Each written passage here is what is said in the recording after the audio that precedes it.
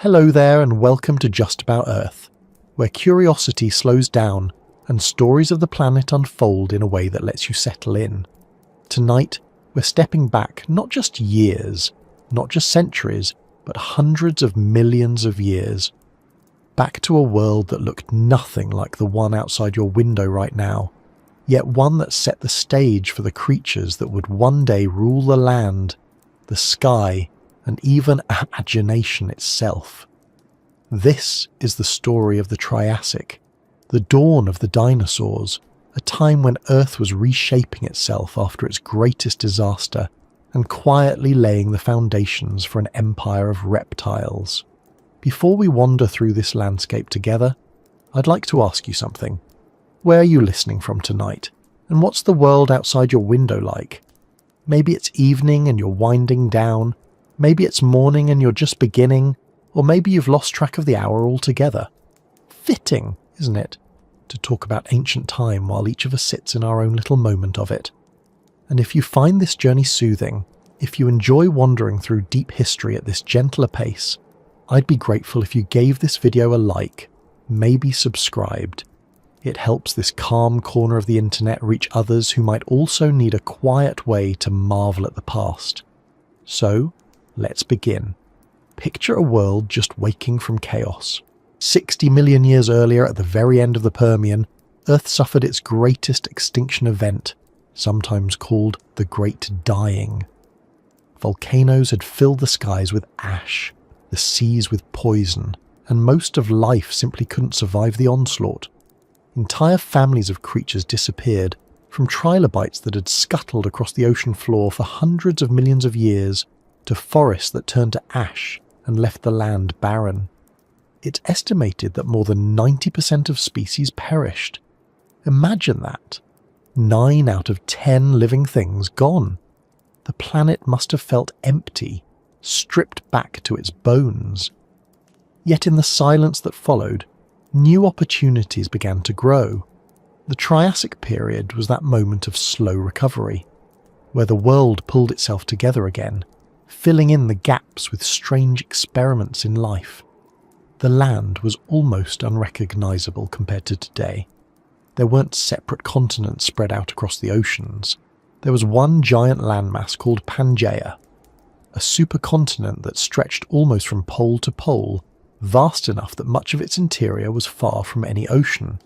That meant harsh climates, dry deserts in the middle, seasonal rains near the coasts, and extremes of heat and cold that tested whatever species dared to live there.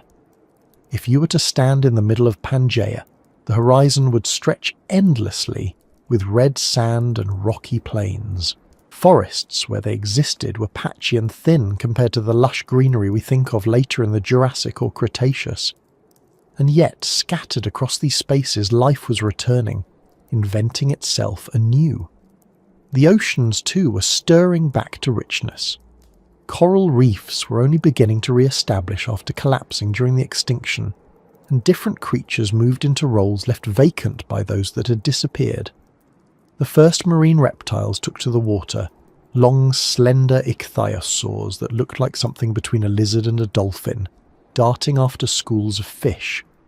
Nothosaurs stretched their necks as they swam, paddling with limbs that were halfway to becoming flippers. These early reptiles tested the boundaries of what could live in the sea. It wasn't the familiar ocean of giant whales and sleek sharks we know today, but a testing ground, a place where new forms learned whether they could make a living in the waves. Back on land, the survivors of the Permian had a hard fight. Many were small, quick-moving reptiles that scurried across the hot earth, living off insects and plants that had managed to return.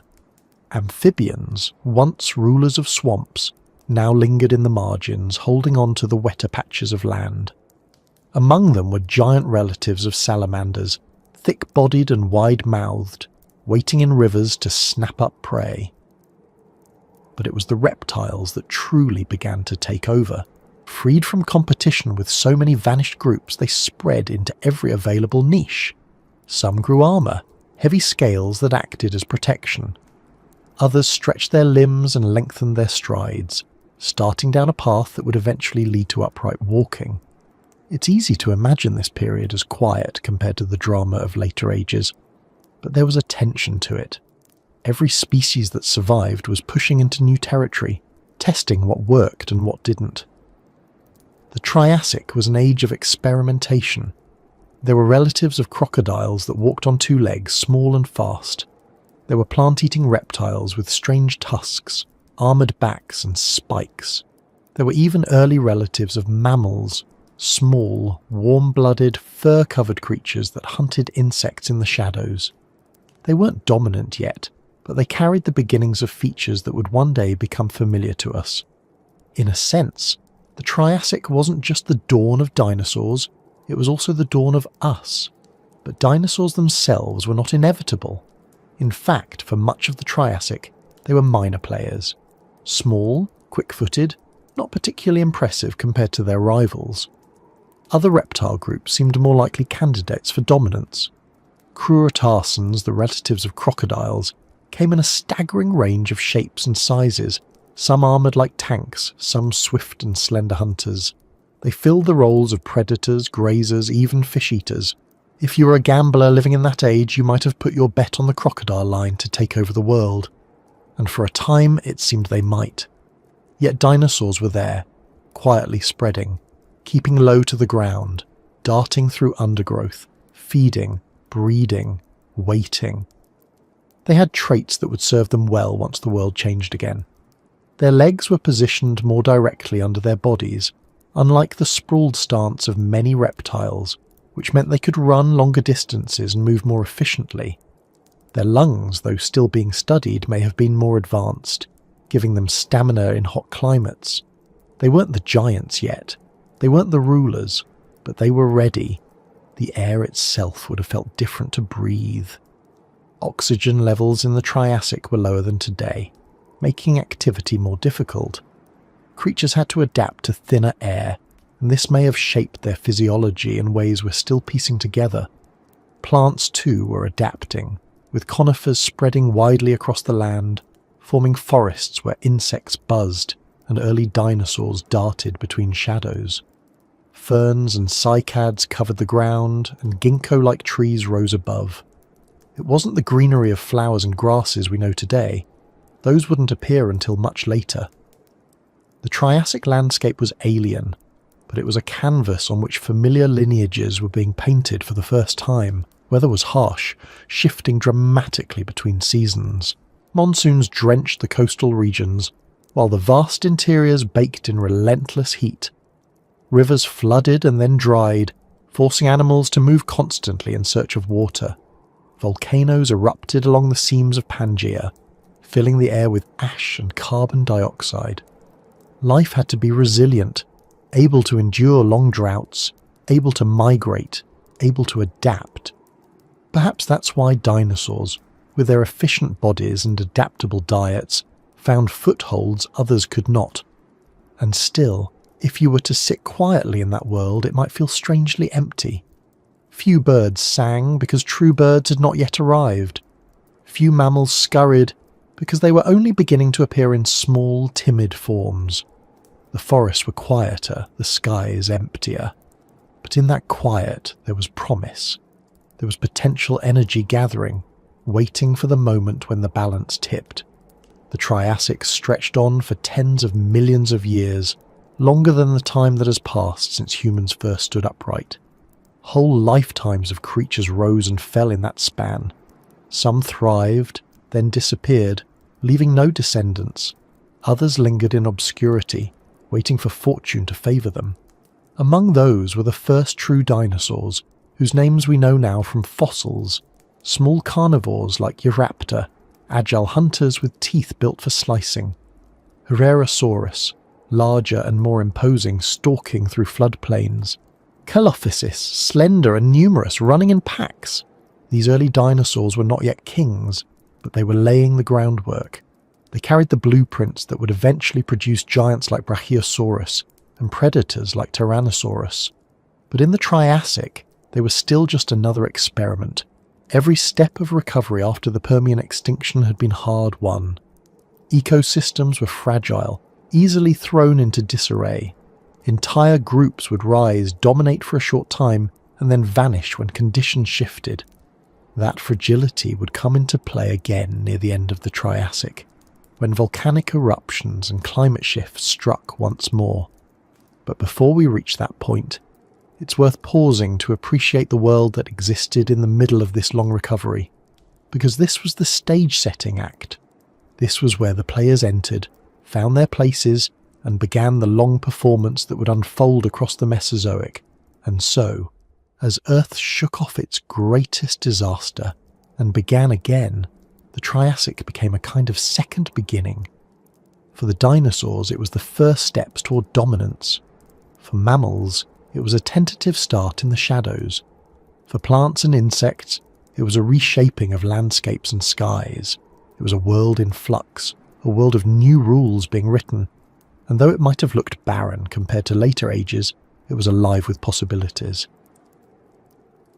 When the curtain rose on the Triassic world, it did so against the backdrop of silence. The kind of silence that follows devastation, the kind that lingers after a storm tears down forests, or after a fire has swept through a landscape and left behind nothing but scorched earth. 60 million years before the first dinosaurs took confident steps, the planet had endured what we now call the Permian extinction, the most severe catastrophe life has ever faced. More than 90% of species disappeared, both in the oceans and on land. The scale of the loss is difficult to imagine. Imagine walking through a forest where almost every tree has withered, or looking into the sea where schools of fish once darted, and seeing only a handful of survivors left drifting. That was the Earth at the dawn of the Triassic, a planet stripped of its variety, of its sounds, of its familiar rhythms. The cause of this destruction was not a single asteroid, not a sudden impact like the one that would end the dinosaurs later on, but something more drawn out, though no less deadly. It was fire and gas, heat and suffocation, spreading from the heart of the Earth itself. Vast volcanic eruptions in what is now Siberia released staggering amounts of lava, ash, and gases into the atmosphere. The Siberian traps, as geologists call them, poured out enough molten rock to bury regions the size of continents. Alongside the heat came gases, carbon dioxide and methane, that warmed the climate, poisoned the oceans, and robbed the atmosphere of its balance. As the seas absorbed these gases, they turned acidic, stripping shells from tiny plankton and collapsing food chains from the bottom up. Oceans warmed, oxygen disappeared from the water, and large zones became deadly to almost anything that entered them. On land, forests burned, rainfall patterns shifted, and deserts spread. The world that emerged was scarred. The ecosystems that had once been lush and diverse were replaced by simpler communities of hardy survivors. The complex coral reefs that had decorated shallow seas were gone, replaced by microbial mats. The dense forests that had shaded rivers were reduced to stunted plants and sparse stands of conifers. Many animals that had seemed invincible, trilobites in the ocean, gorgonopsids on land, simply vanished, never to return. But the story of Earth is one of resilience. Even after its greatest losses, life has always found a way to start again. The Triassic was the long, uneven process of that recovery. Slowly, stubbornly, the planet began to refill itself. Where once the land was barren, new plants took root. Where seas had gone lifeless, new creatures found ways to adapt. The world was not the same, and it would never be the same again, but it was alive, and that was enough. On land, plants were among the first to reclaim territory. Conifers spread across dry landscapes, their needle-like leaves well suited for conserving water in the arid climates that dominated the interiors of Pangaea. Cycads, with their stout trunks and crowns of stiff leaves, rose in clusters. Ginkgo-like trees put out fan-shaped leaves. Odd but effective. Ferns, ever adaptable, carpeted the ground where moisture lingered. These plants were not as lush or as varied as what would come later, but they formed the backbone of ecosystems that could support animals again. Without plants, there could be no herbivores, and without herbivores, no carnivores. So the forests, thin as they were, mattered deeply. Insects followed. They are the great opportunists of Earth, and even after the great dying, they adapted. Beetles gnawed at wood, dragonflies darted over rivers, and primitive flies buzzed through the air. Their presence meant food for small reptiles and amphibians, and food meant stability for predators higher up the chain. Even in the bleakest stretches of time, insects stitched ecosystems back together. The oceans too slowly recovered. Though reefs had collapsed, other creatures stepped into the empty spaces. Mollusks diversified, with ammonites coiling their shells and drifting through waters that had once been silent. Fish began to rebound, testing niches left empty by the collapse of earlier groups. And then came the reptiles that found their way into the seas. Ichthyosaurs, with their long snouts and streamlined bodies, began as awkward swimmers, but soon grew into some of the most graceful predators the oceans had ever seen. Nothosaurs, with limbs half evolved into flippers, patrolled shallows, snapping up prey with sharp teeth. These marine reptiles were not survivors of the old world. They were pioneers of the new, creatures whose ancestors had crawled from the land and found, in the sea, a place worth returning to. On land, animals faced harsher struggles. Amphibians, once rulers of swamps, clung to rivers and lakes but could no longer dominate. Their moist skin and reliance on water left them vulnerable in the hot, dry climates of the Triassic interior. Some, like the giant Timnospondylus, managed to hold on, lurking in rivers like oversized salamanders, but their age of supremacy was over. The reptiles, with their tougher skin and ability to thrive in dry environments, were better suited to the new conditions. And so reptiles rose. Not just one kind of reptile, but many, spreading into forms that seemed experimental, as if life itself was trying out new ideas to see which might work. Some grew heavy armour, thick plates and spikes along their backs. Others grew tall, with long limbs for running across open ground. Some stayed small and nimble, slipping into crevices to escape predators. The variety was astonishing, especially when you consider that only a short time earlier, life had been reduced to its bare minimum.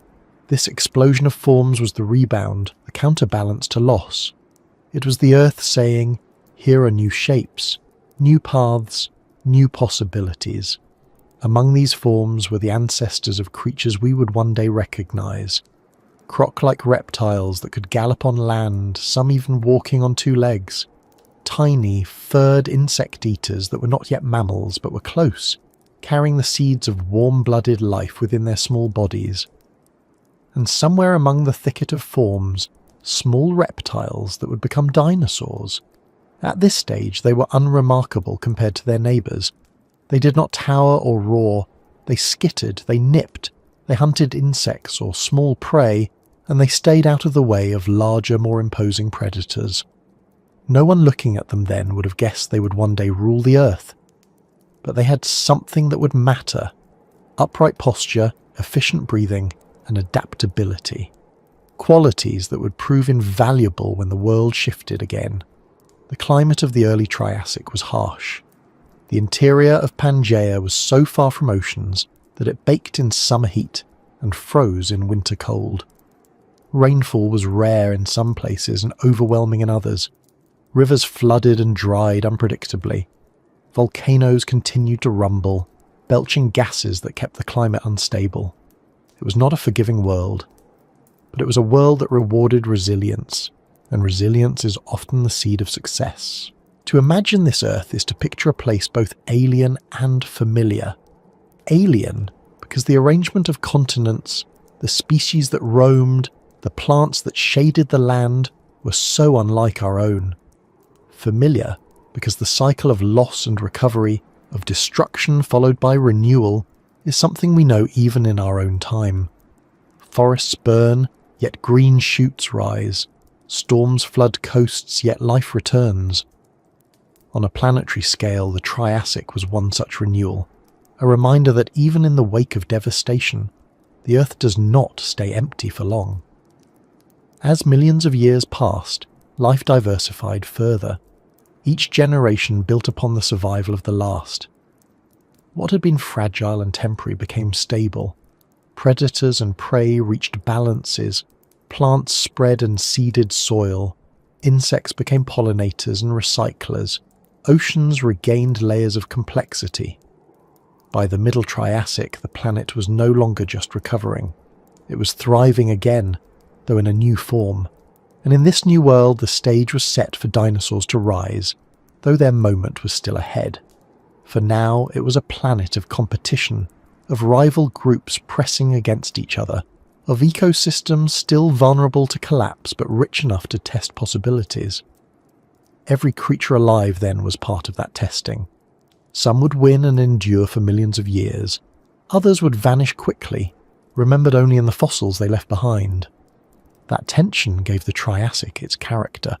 It was not yet the confident age of dinosaurs, nor the stable reign of mammals.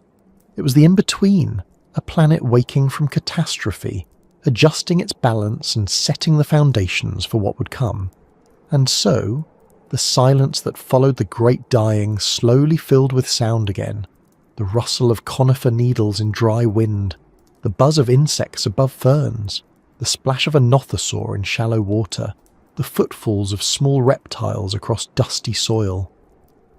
They were faint compared to the roar of the Jurassic or the thunder of the Cretaceous, but they mattered. They were proof that Earth had survived its greatest trial. Proof that even after the worst extinction in history, life could not only endure but find ways to flourish once more. If you were to step out onto the land during the Triassic, the first thing you might notice is how raw and open it all felt. The Earth was still rebuilding itself, and everywhere you looked there were reminders of how fragile that process was. The continents were not broken up into the shapes we recognise today. Instead, nearly all of the world's land was fused together into a single vast supercontinent, Pangaea. From horizon to horizon stretched rocky plains, deserts of red sand, scattered patches of forest, and long river valleys where the only real green gathered. Standing in the middle of it, you might have felt small not just in space but in time. The scars of the great dying were still there, yet life was returning, and every blade of fern, every conifer needle was part of a cautious recovery. The edges of Pangaea, where coastlines brushed against warm seas, were the most forgiving places. Here, rainfall was more reliable. Rivers emptied into deltas, and in those damp soils plants grew with more vigour. Conifers stood like sentinels along the shores, their stiff needles catching wind that carried the scent of salt from the ocean. Ferns covered the ground in green mats. Cycads, with their thick trunks and crowns of fronds, grew in clusters. These coastal regions would have felt alive, buzzing with insects, chirping with early reptile calls, and rustling with the movement of amphibians and small reptiles through undergrowth. The air might have carried the sound of splashing as crocodile-like creatures slid into rivers to hunt, or as amphibians surfaced with heavy breaths. For any creature seeking stability, the coasts were the best place to live. Move inland, though, and the picture changed. The heart of Pangaea was so far from the sea that moisture rarely reached it. Rainfall came only in brief, violent bursts, leaving behind long stretches of drought. The land here was painted red by iron-rich sediments, deserts of sand and rock stretching endlessly. Heat shimmered on the horizon, and plants were sparse, scattered in pockets where a spring or seasonal river allowed them to take root. These were harsh places for animals. Waterholes became centres of conflict, drawing creatures together in uneasy truce until the resource dried up again. The soil cracked under the sun, and winds carried dust that scoured everything exposed. Yet even here, life held on. Hardy conifers stood twisted against the elements, and scrappy ferns grew in the shadow of rocks. Small reptiles darted quickly across open ground, their survival depending on speed and endurance. These contrasting environments, lush green shores and arid red deserts, define the Triassic world. They shaped the lives of the creatures that inhabited them, forcing constant adaptation. A reptile born on the coast might live with relative abundance, feeding on insects, hiding among trees, finding water with ease, but venture far into the interior, and survival was an ordeal. Perhaps this tension between abundance and scarcity was part of what spurred evolution forward. In harsh environments, only the most resilient traits could succeed, and those traits would eventually define the creatures that came to dominate. The plants themselves were pioneers of this world. Conifers had a tremendous advantage in dry climates. Their needle-like leaves minimized water loss, and their seeds, protected within cones, could survive difficult conditions until rain returned. Cycads, though less efficient, developed thick trunks that stored nutrients and water, making them well suited for drought. Ginkgos, with their odd fan-shaped leaves, appeared as well, offering a glimpse of lineages that still exist today. Ferns, though delicate, had spores that could travel on the wind and colonize even the smallest patches of soil. Together, these plants painted the land in shades of green, sparse though it was, and provided food for herbivores testing their luck in a recovering ecosystem. Insects thrived in this patchwork landscape. Beetles chewed through decaying wood, recycling nutrients back into the soil. Dragonflies, some larger than the ones we know today, patrolled the skies above rivers, hunting smaller insects in mid-air. Primitive flies and early relatives of grasshoppers flitted among the ferns. Ants and bees had not yet evolved, but the insect world was already diverse enough to provide food for amphibians, reptiles, and early mammal relatives. The buzz of wings, the scrape of mandibles, the rustle of legs in dry grass. These were the sounds that stitched together the quiet landscapes of the Triassic. For the animals that lived in this world, adaptation was everything. Amphibians clung to the wetter regions, where they could keep their skins moist and their eggs safe in water. Some of them grew to impressive sizes, lurking in rivers like modern crocodiles. But they were bound to water, and in the deserts they could not compete. Reptiles, on the other hand, spread everywhere. Their scaly skin protected them from drying out. Their eggs could survive without being laid directly in water, and their bodies could tolerate extremes of heat. It was here, in this red world of deserts and sparse forests, that reptiles truly came into their own. Some reptiles evolved armour, thick plates and spines that discouraged predators. Others developed long legs and could sprint across open ground. A few experimented with semi-upright postures, their limbs angled under their bodies rather than sprawling out to the side.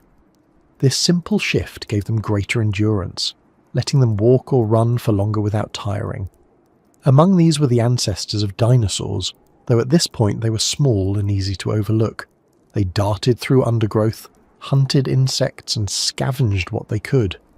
To an observer, they would have seemed insignificant next to the larger predators of the day, but their body plan held promise that would later change everything. Herbivores in this world had to make do with tough, fibrous plants.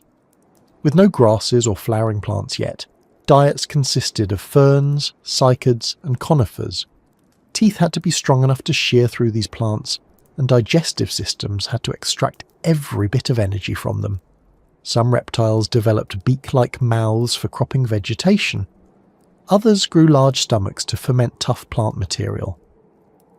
Life in the red deserts was not easy for plant eaters, but it was possible, and wherever they went, predators followed. Carnivores tested new strategies as well. Some, like the ancestors of crocodiles, grew sleek and agile, hunting on land with powerful jaws. Others specialized in ambush, lurking in rivers or shaded areas until prey wandered close. Speed became an advantage in the open plains, and small bipedal predators took advantage of their long legs to chase down victims. These early hunters were not yet the giants of later ages, but they honed skills that would be passed down to their descendants. The skies above the red deserts and green shores were also changing. Flying reptiles, the pterosaurs, first appeared during the Triassic. At first they were small, with wingspans of only a metre or so, but their arrival added a new dimension to ecosystems. They skimmed over rivers, catching fish, or glided above plains in search of insects. Their presence hinted at the aerial drama that would come in later ages, when some would grow to the size of airplanes. But here in the Triassic they were just beginning, another experiment in life's recovery.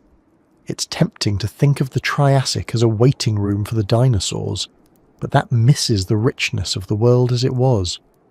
For tens of millions of years, other groups had their moments of prominence. Crurotarsans, the crocodile relatives, spread into forms so varied that they filled nearly every niche dinosaurs would one day take. Some walked on two legs, others grew into bulky armoured grazers, and still others became sleek predators. They seemed poised for dominance, and if fate had not intervened, perhaps it would have been them rather than the dinosaurs who ruled the Mesozoic. The deserts and forests of the Triassic belonged to them as much as to the small, shadowy dinosaurs that scurried at their feet. The green shores and red deserts created a planet of contrasts, and those contrasts drove evolution. Animals near the coasts adapted to wetter, more stable climates, while those in the interior adapted to drought, heat, and scarcity. The same species might live very differently depending on where they were born, and over time those differences grew. Some lineages split, specialised, and eventually became new species altogether. In this way, the Triassic was a crucible, testing every possibility, discarding the unfit, and refining the survivors into creatures suited for the challenges ahead. The colours of the land told the story. Red deserts stretching under a hot sun marked the struggle and hardship of survival. Green shores, where rivers flowed and plants grew thick, marked the hope of abundance. Life thrived in both, but in different ways, shaped by necessity. That duality defined the Triassic, giving it a character unlike any other period in Earth's history. And as the planet spun on, as seasons passed and climates shifted, the inhabitants of these shores and deserts carved out their existence. They bred, hunted, grazed, and fled. They left footprints in soft mud, bones in dry riverbeds, and impressions in stone. Those traces remain today, the fossils that let us piece together their lives.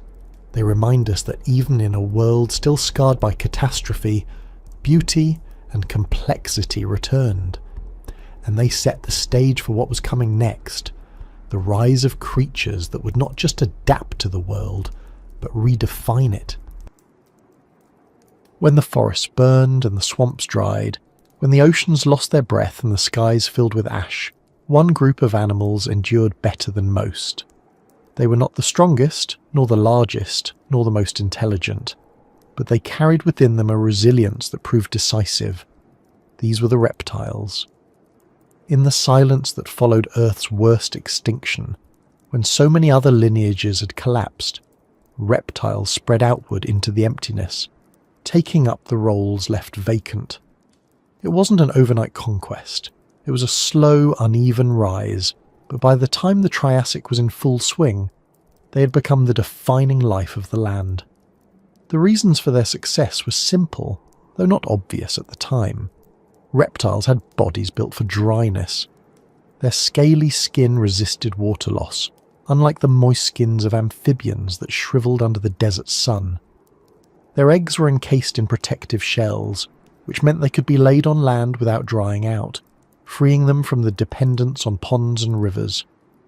Their lungs were more efficient than those of many earlier creatures, allowing them to survive in the low oxygen atmosphere that followed the Permian collapse, and their metabolisms were flexible. They could endure long periods of scarcity, living on less food or slowing their activity when resources were scarce. In a world where survival meant coping with extremes, these traits gave them an edge. At first, it was the small reptiles that carried the torch. Slender-bodied, quick-footed lizards scurried across open ground, snapping up insects and hiding beneath rocks. These were the quiet survivors, filling the smallest of niches, breeding quickly and spreading far. They didn't dominate, but they endured, and endurance mattered most in the fragile early Triassic ecosystems. Over time, larger forms emerged, building on those same advantages. Some reptiles experimented with armour.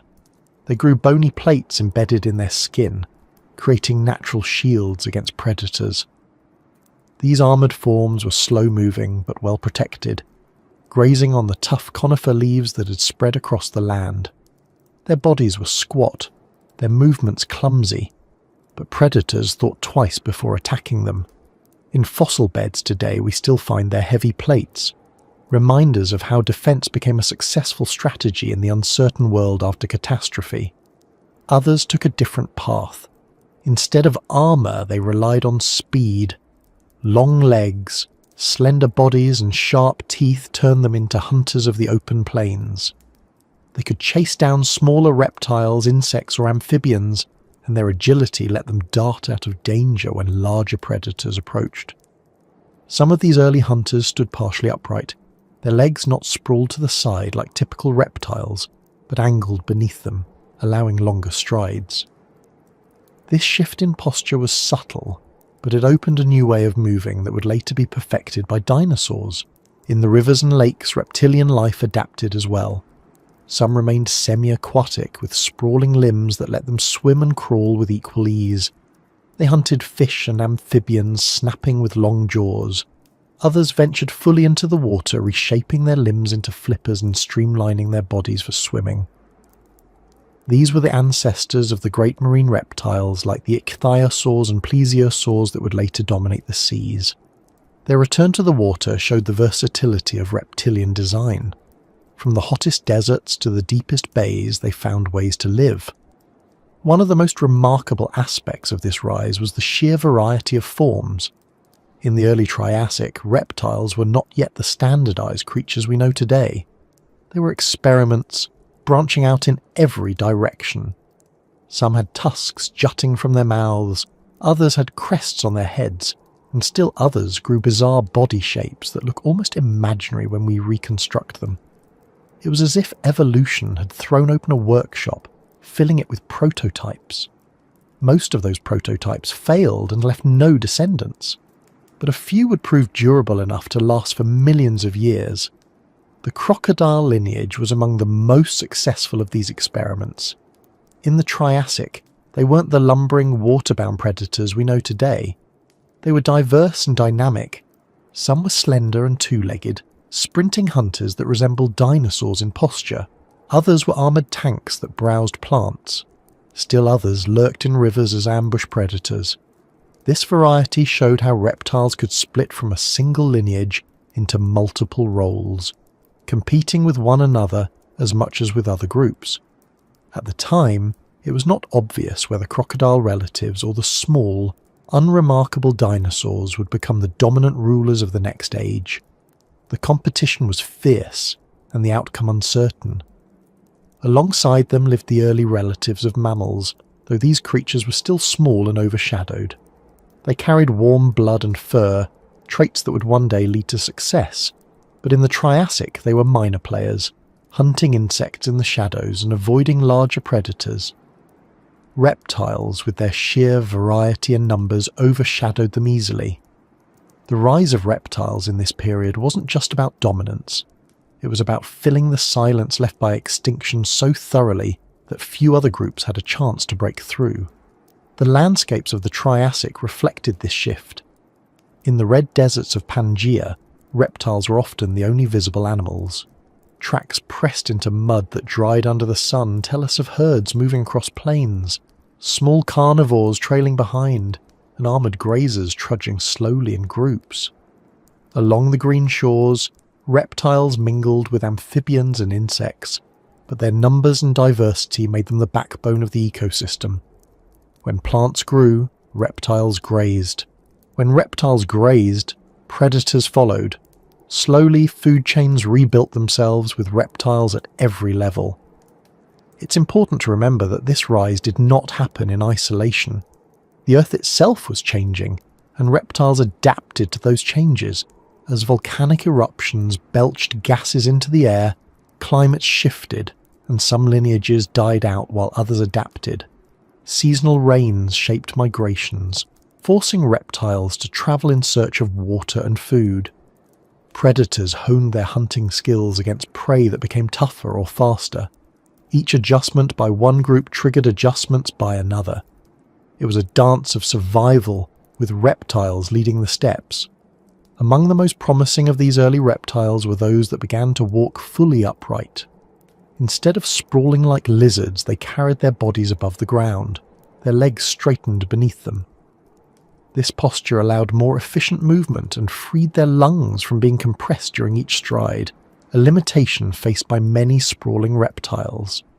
These adaptations gave them stamina and speed, qualities that would matter in the open environments of the Triassic.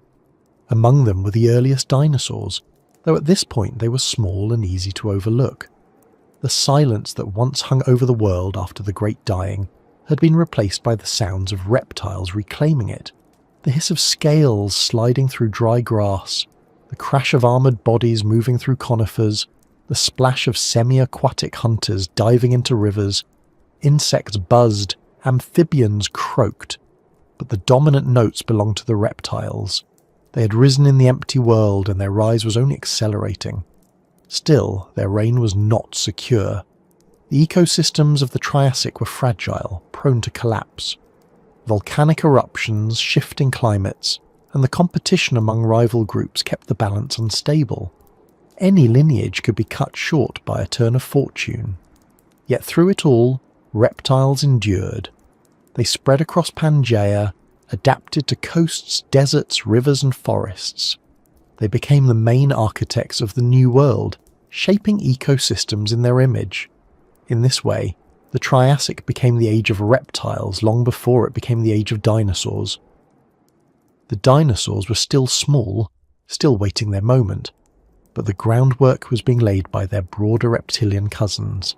Every adaptation in posture, every innovation in body design, every new way of moving or eating tested in this time created possibilities. Some of those possibilities would vanish, others would carry forward.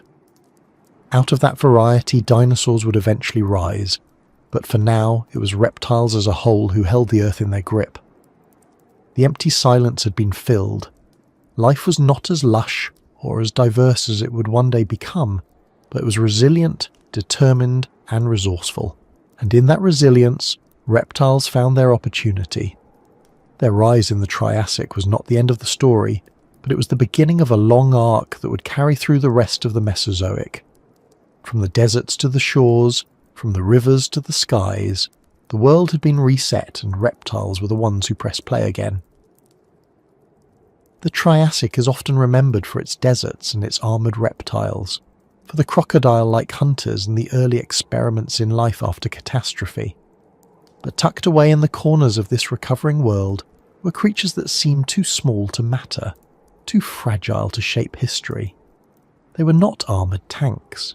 They were not the giant predators that roamed river valleys. They were quick-footed, lightly built, and often overlooked. Yet these small footsteps carried with them the potential for something extraordinary. In the dust and undergrowth of the Triassic walked the ancestors of the dinosaurs.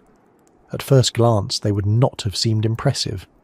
Some were scarcely larger than chickens, darting through conifer shadows in search of insects.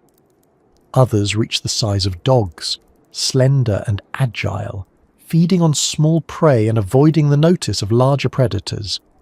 Their bodies were light, their bones thin, their movements quick.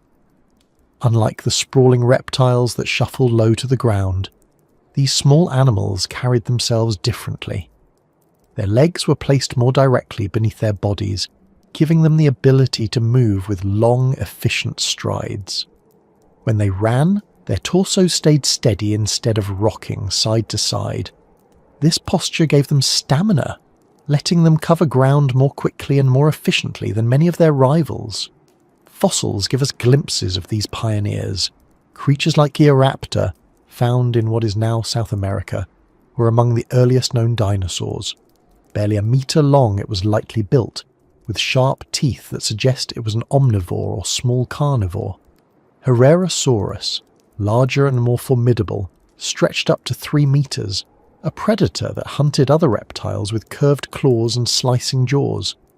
Chelophysis, known from vast bone beds, was slender and long-necked, running in groups and perhaps even coordinating their hunts. These early dinosaurs were not giants. They were not the thunderous figures that would later define the Mesozoic. But they were different, and those differences mattered. Their upright posture freed them from some of the limitations that plagued other reptiles. Many reptiles of the time still moved with a sprawling gait, their limbs extending outward and their bodies held close to the ground. Each stride compressed their lungs, limiting how far and how long they could run. Dinosaurs, by contrast, carried their legs directly under their bodies, like pillars, and their breathing was less restricted. This small anatomical shift may have been one of the keys to their eventual success. It allowed endurance, and in a world where climates were harsh and prey was scattered, endurance could mean survival.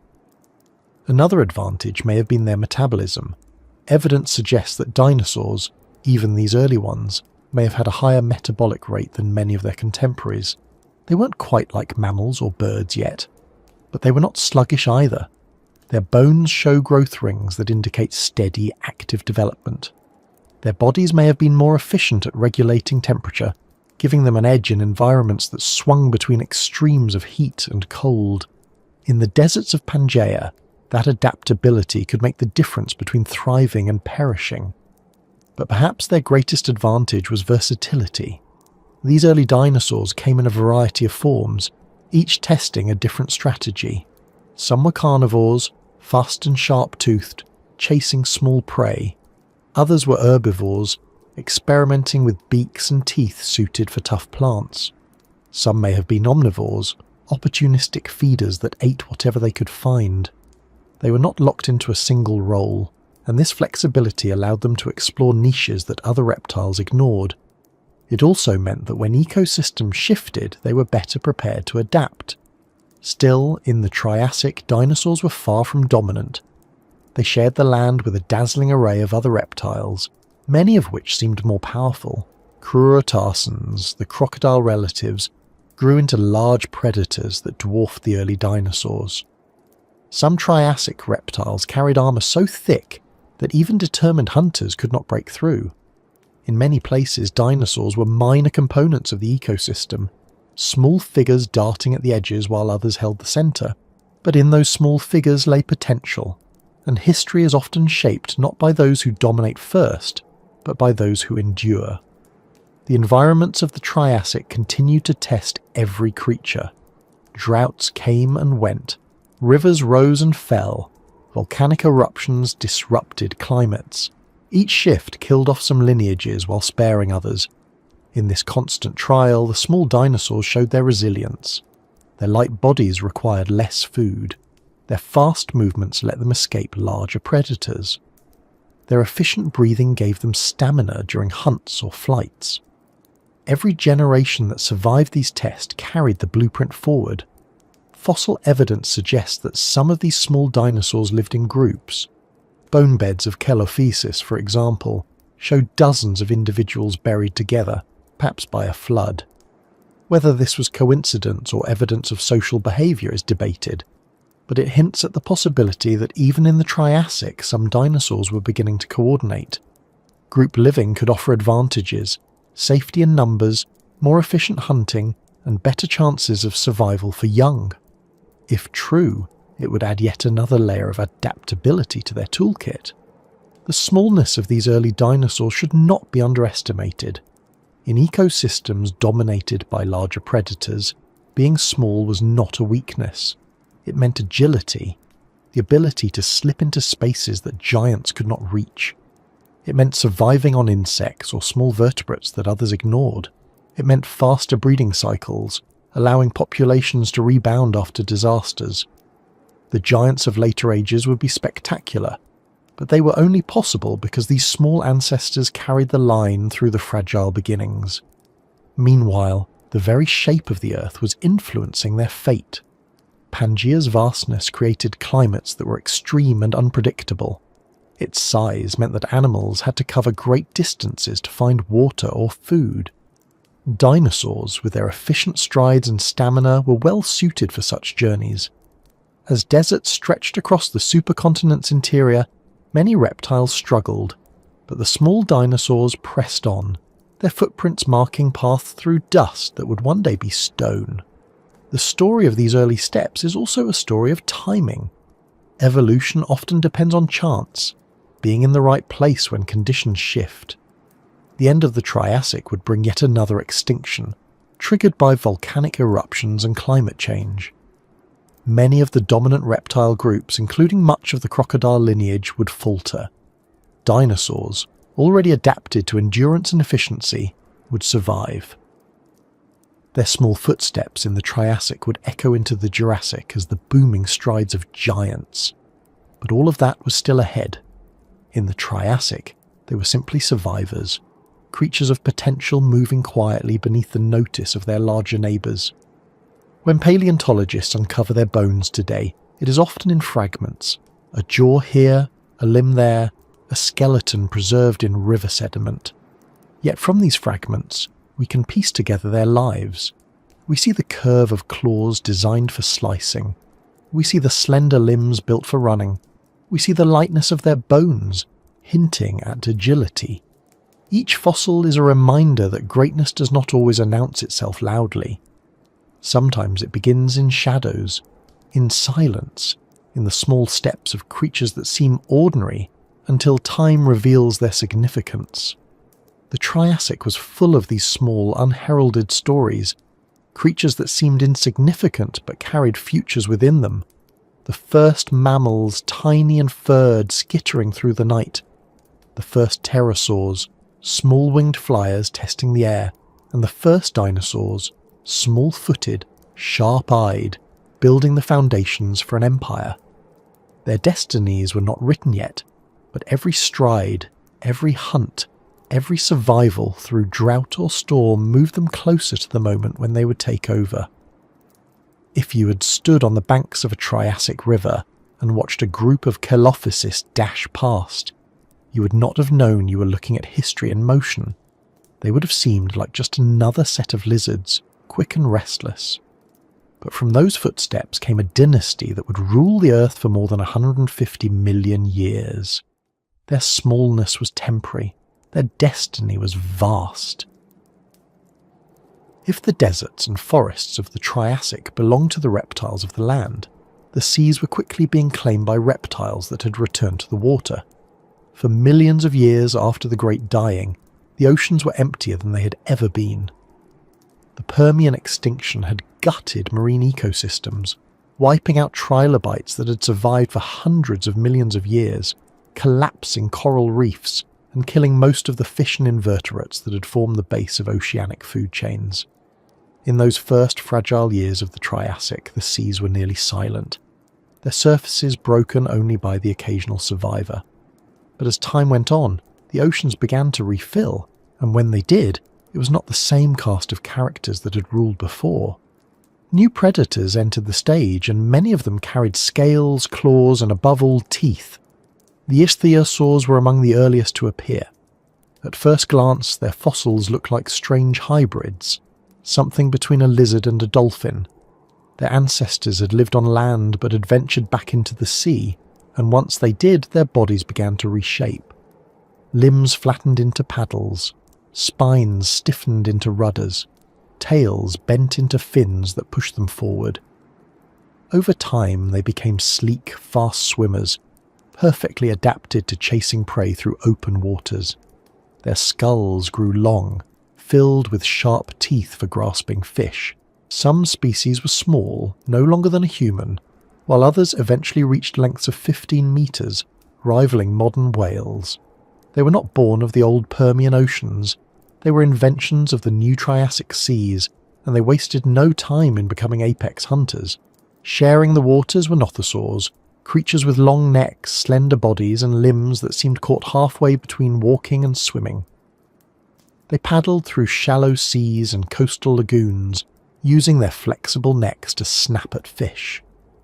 Unlike the ichthyosaurs, they were not fully committed to the water.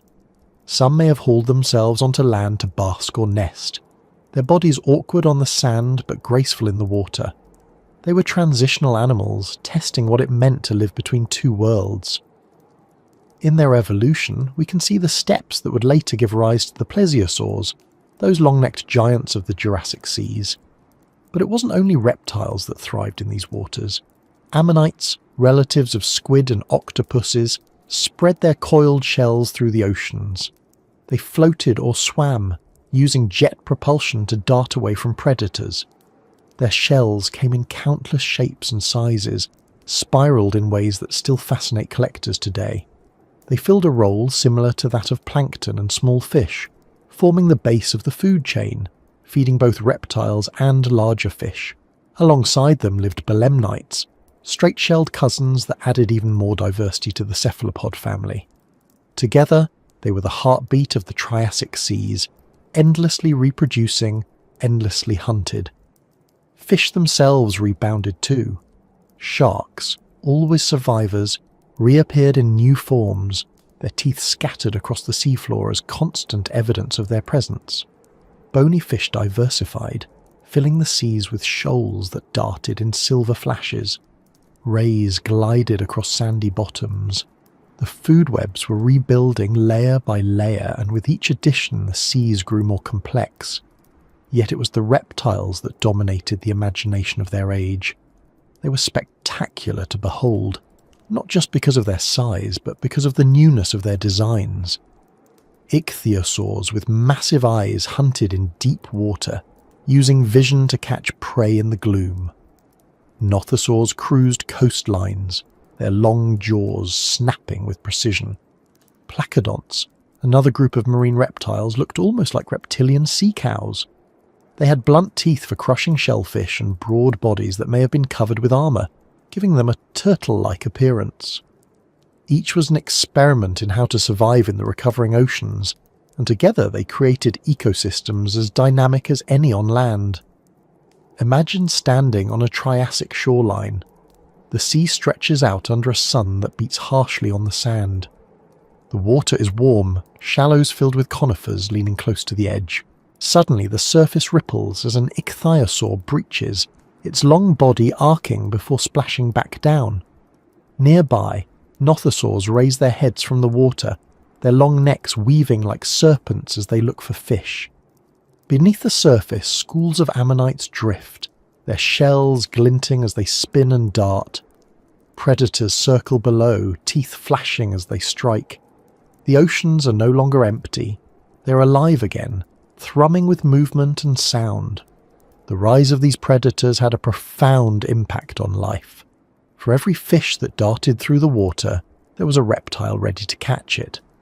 For every ammonite that spawned by the thousands, there was an ichthyosaur waiting to consume them. This constant pressure kept populations in check and ensured that only the fastest, the most agile, or the most well-defended survived. It was an arms race, teeth against shells, speed against speed. Each side pushed the other to adapt, and through that struggle, life diversified further.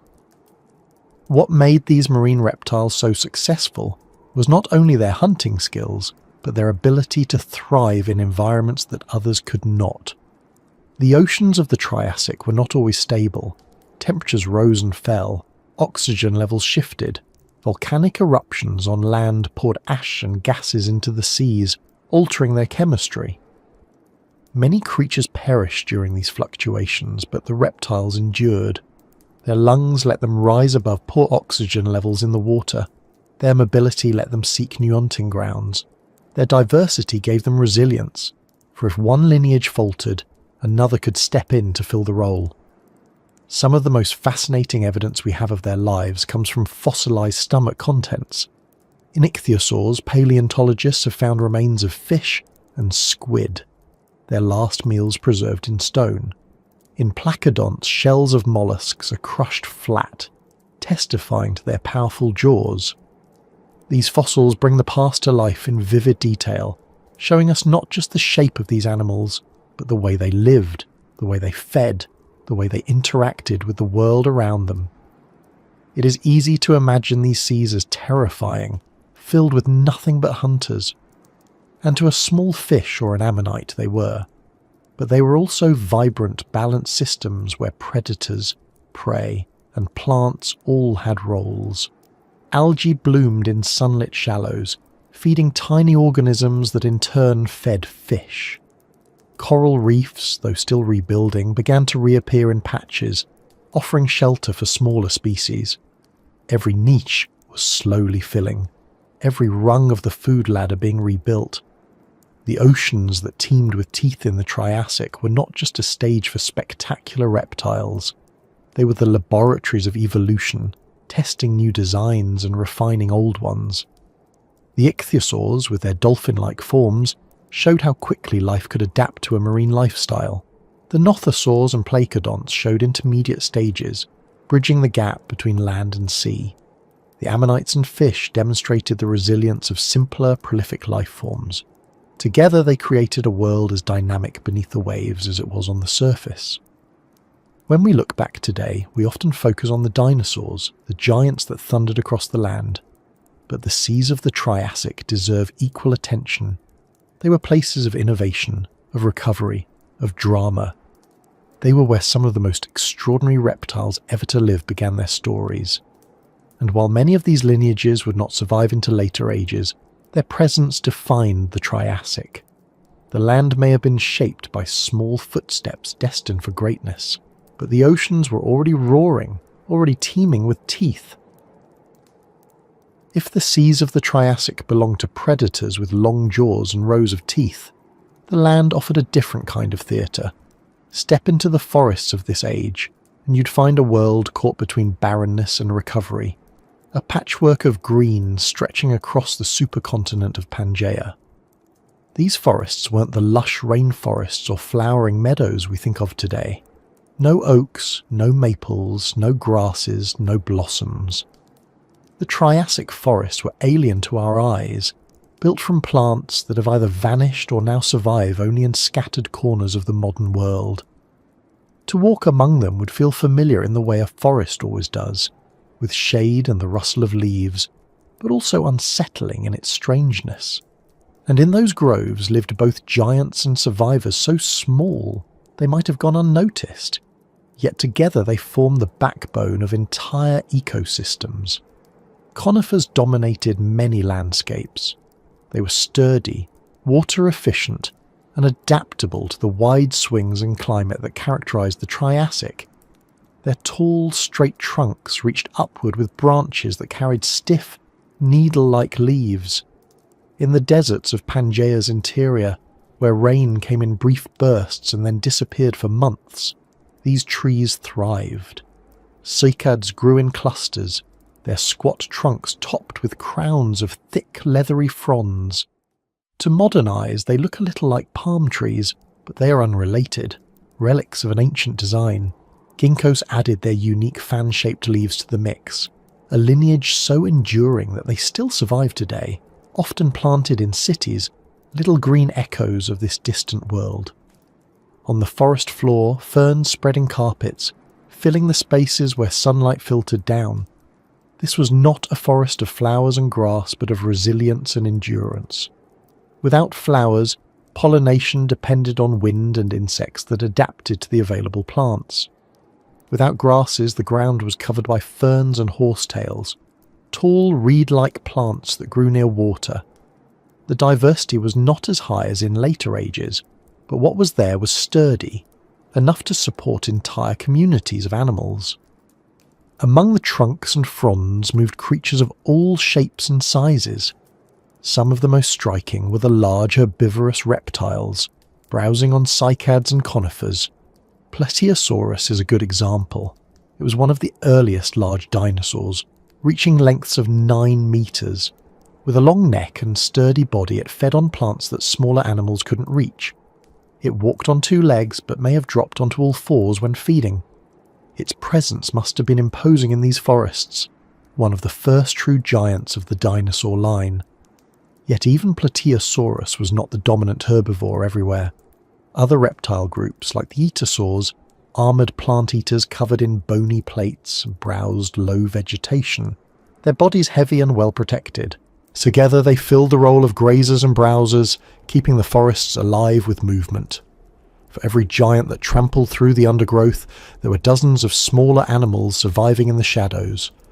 Early mammal relatives, no larger than mice or rats, scurried through ferns. These tiny insect eaters lived in burrows, coming out at night to avoid predators. They carried with them traits that would one day define mammals: fur for warmth, teeth specialised for different foods, and the possibility of warm-blooded metabolism. In the Triassic, they were insignificant in size, but like the small dinosaurs, their destiny lay in the future. For now, they were survivors, holding on through stealth and adaptability. Insects thrived in these forests too.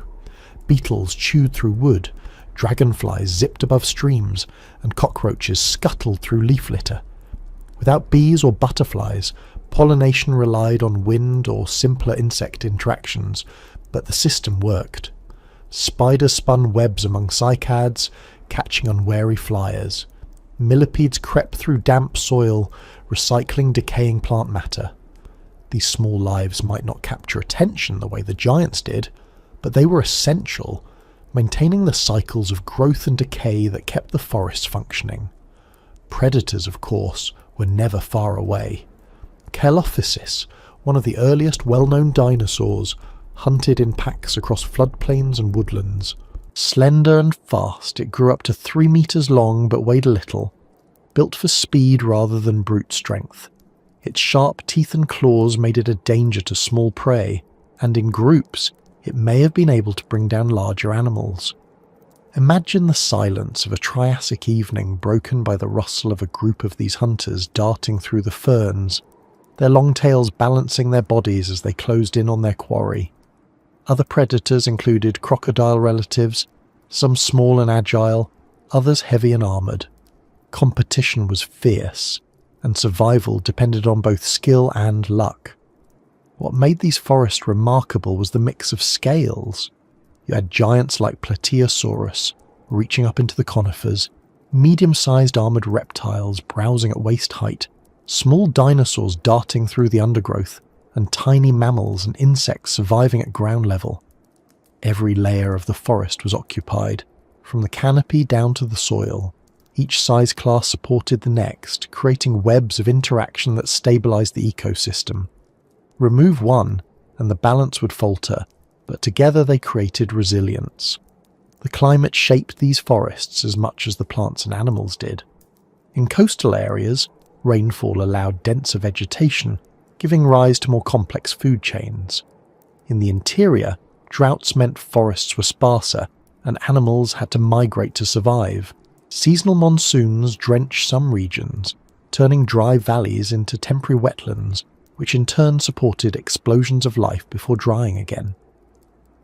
These fluctuations kept every species on edge, rewarding those who could adapt quickly.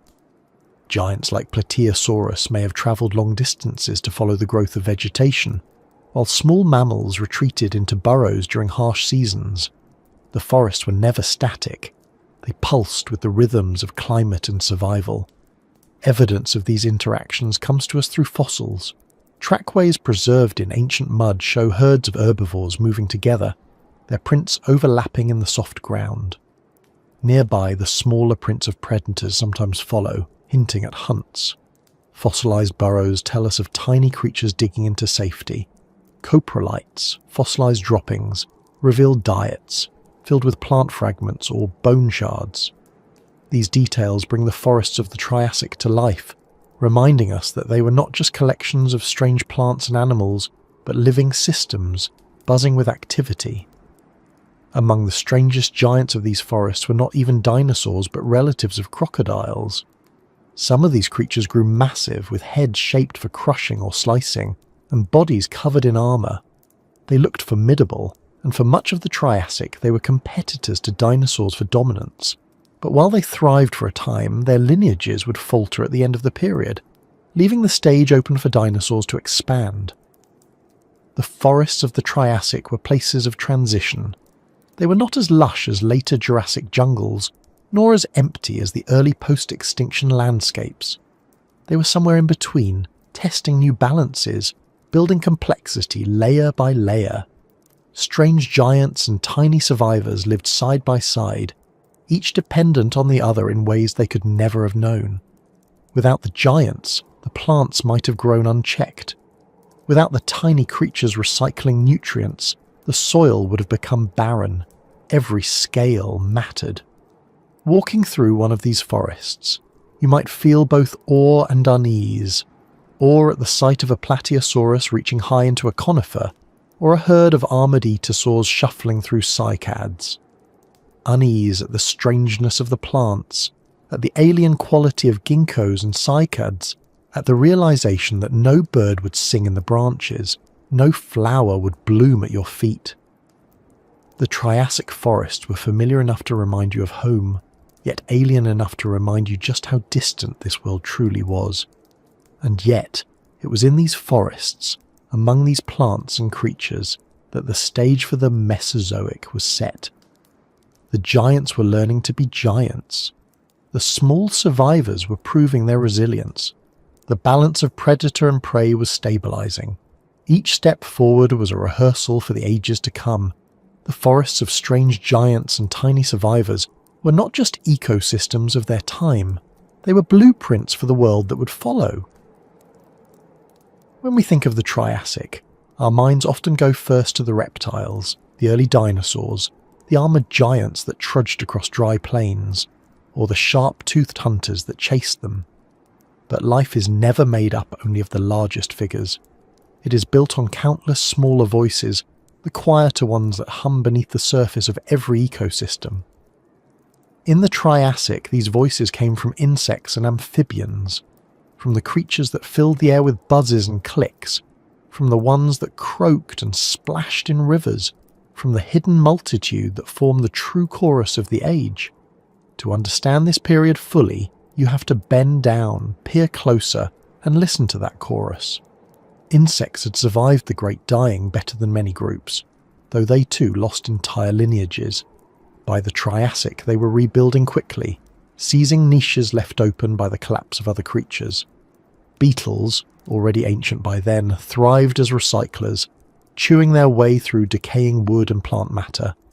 They helped return nutrients to the soil, a process essential for the forest struggling to recover. Dragonflies, with their long wings and compound eyes, hunted across rivers and lakes, swooping down on smaller insects with practiced precision. Some were modest in size, others grew large enough to rival a human handspan, reminders of an earlier time when oxygen levels had been higher and insects had grown even larger. Flies and early relatives of grasshoppers added their presence too. They filled the skies with movement, their buzzing a constant background sound to the forests and plains. Though bees and butterflies had not yet evolved, pollination still happened through wind, through primitive insect interactions, and through sheer abundance. Ants, termites, and many other insect families we know today had not yet appeared, but the groundwork for their future roles was being laid. Insects in the Triassic were explorers of opportunity, finding food wherever it existed, and reproducing in numbers large enough to ensure survival through even the harshest seasons. Spiders, scorpions, and their kin also flourished. Spiders spun webs among cycads and ferns, catching careless flyers. Scorpions stalked the forest floor, their pincers clacking as they sought prey. Millipedes and centipedes crept through leaf litter, breaking down detritus and feeding on smaller animals. Together, these invertebrates created a buzzing, crawling, rustling undercurrent of life that might not have caught the eye like a Plateosaurus, but mattered just as much in keeping ecosystems stable. If insects carried the pulse of the Triassic air, amphibians carried the voice of its waters. Amphibians had been dominant in earlier ages, when swamps stretched across continents and rivers teemed with life. The Great Dying had struck them hard, but enough survived to linger into the Triassic. In many places they remained impressive. Giant temnospondyls, relatives of salamanders and frogs, reached lengths of 5 meters or more. They lurked in rivers and lakes, their wide jaws snapping shut on fish or unwary reptiles. With their squat bodies and sprawling limbs, They looked ungainly on land, but were formidable in the water. Imagine a still Triassic pond, dragonflies hovering above and beneath the surface, a shadowy bulk waiting to lunge. That was the world of the amphibians. Yet these giants were not secure. The Triassic was harsher and drier than the swampy worlds of the Permian and Carboniferous.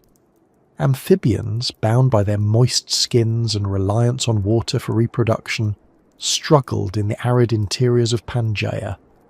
They clung to rivers, lakes and wetlands, but outside those refuges reptiles claimed the land.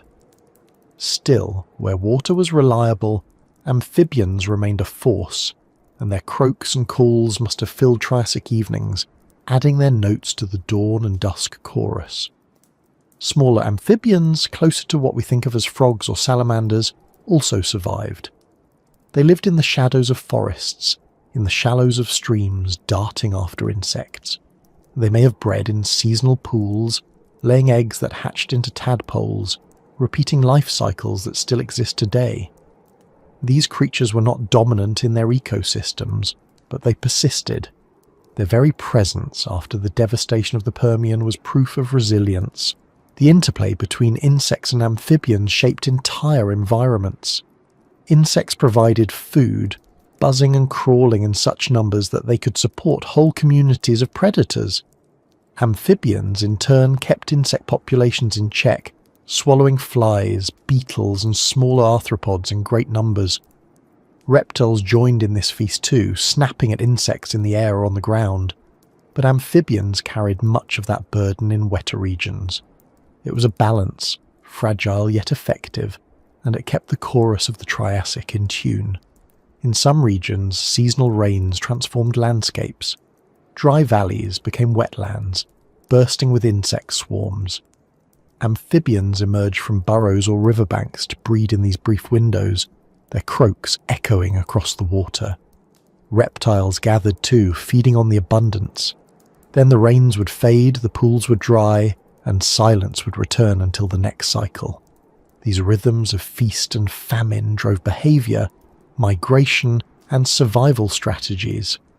To live in the Triassic meant learning to adapt not just to predators, but to the pulse of the climate itself. Fossil evidence gives us hints of this chorus. Insects are preserved in delicate detail, their wings imprinted in stone, their bodies trapped in ancient sediments. Amphibian skeletons, often found in what were once riverbeds, show us their size and shape.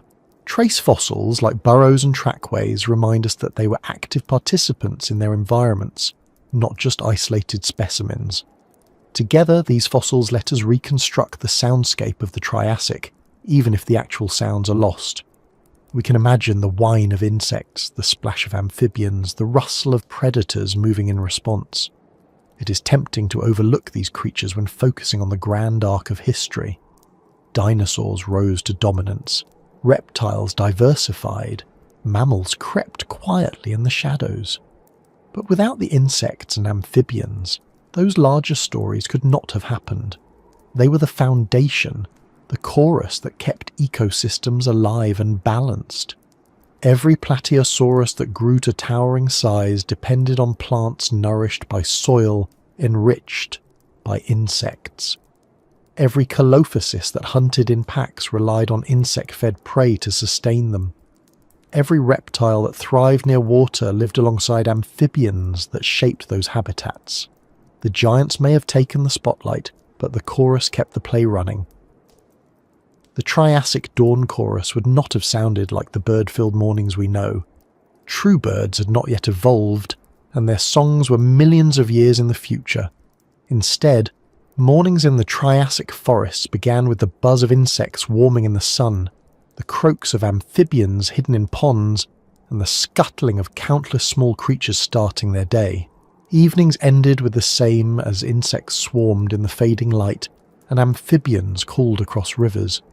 It was quieter, more primitive perhaps, but it was life's way of announcing its persistence. And in that persistence lay the promise of what was to come. The insects of the Triassic would give rise to the bees, ants and butterflies of later ages, reshaping pollination and ecosystems. The amphibians that survived would eventually shrink in scale, no longer giants but smaller forms that still thrive today. Their calls still echo in our own time, faint reminders of a world long gone. The dawn chorus of the Triassic may have sounded alien, but it is not entirely lost. We still hear fragments of it on summer nights and quiet mornings when insects hum and frogs croak, carrying threads of continuity across hundreds of millions of years. One of the most fascinating questions about the Triassic is not only who lived there, but how they lived. In a world of deserts and droughts, of extremes of heat and cold, of unstable climate still reeling from past catastrophe, survival meant more than teeth and armour. It meant physiology, how animals generated and controlled their energy, how they breathed, how they stayed warm or cool, how they kept moving when resources ran thin. And in the Triassic, something remarkable seems to have been happening. Among the countless reptiles, amphibians, insects and early mammals, the first signs of warm-blooded life were beginning to show. Most reptiles are ectothermic, which means they rely on their environment for heat. They bask in the sun to warm up, they slow down in the cold, and their activity levels depend heavily on the temperature around them. This worked well for millions of years, and it still works today for lizards, snakes and crocodiles. But in the harsh climates of the Triassic, with baking deserts by day and cold nights in the interior of Pangaea, being tied to the sun was not always ideal. Animals that could generate more of their own heat, that could keep their bodies running regardless of the chill of evening or the shadow of a storm, had an advantage. The first hints of this shift can be seen in the mammal-like reptiles, the synapsids. These were the distant ancestors of true mammals, and in the Triassic they were still small, rodent-sized insectivores scurrying through undergrowth. Their bones tell us intriguing things. Many had differentiated teeth, incisors, canines, and molars, suggesting varied diets and active lifestyles. Some had whisker-like structures hinted at in fossil impressions, which in turn suggest the presence of fur. Fur, after all, doesn't make much sense unless an animal is already warm-blooded or close to it, since its purpose is to retain internally generated heat. These small creatures may not have been fully endothermic yet, but they were leaning toward it, experimenting with a new way of living. Among dinosaurs, the picture is less certain, but no less compelling. Evidence suggests that even the earliest dinosaurs may have had more efficient respiratory systems than their reptilian rivals.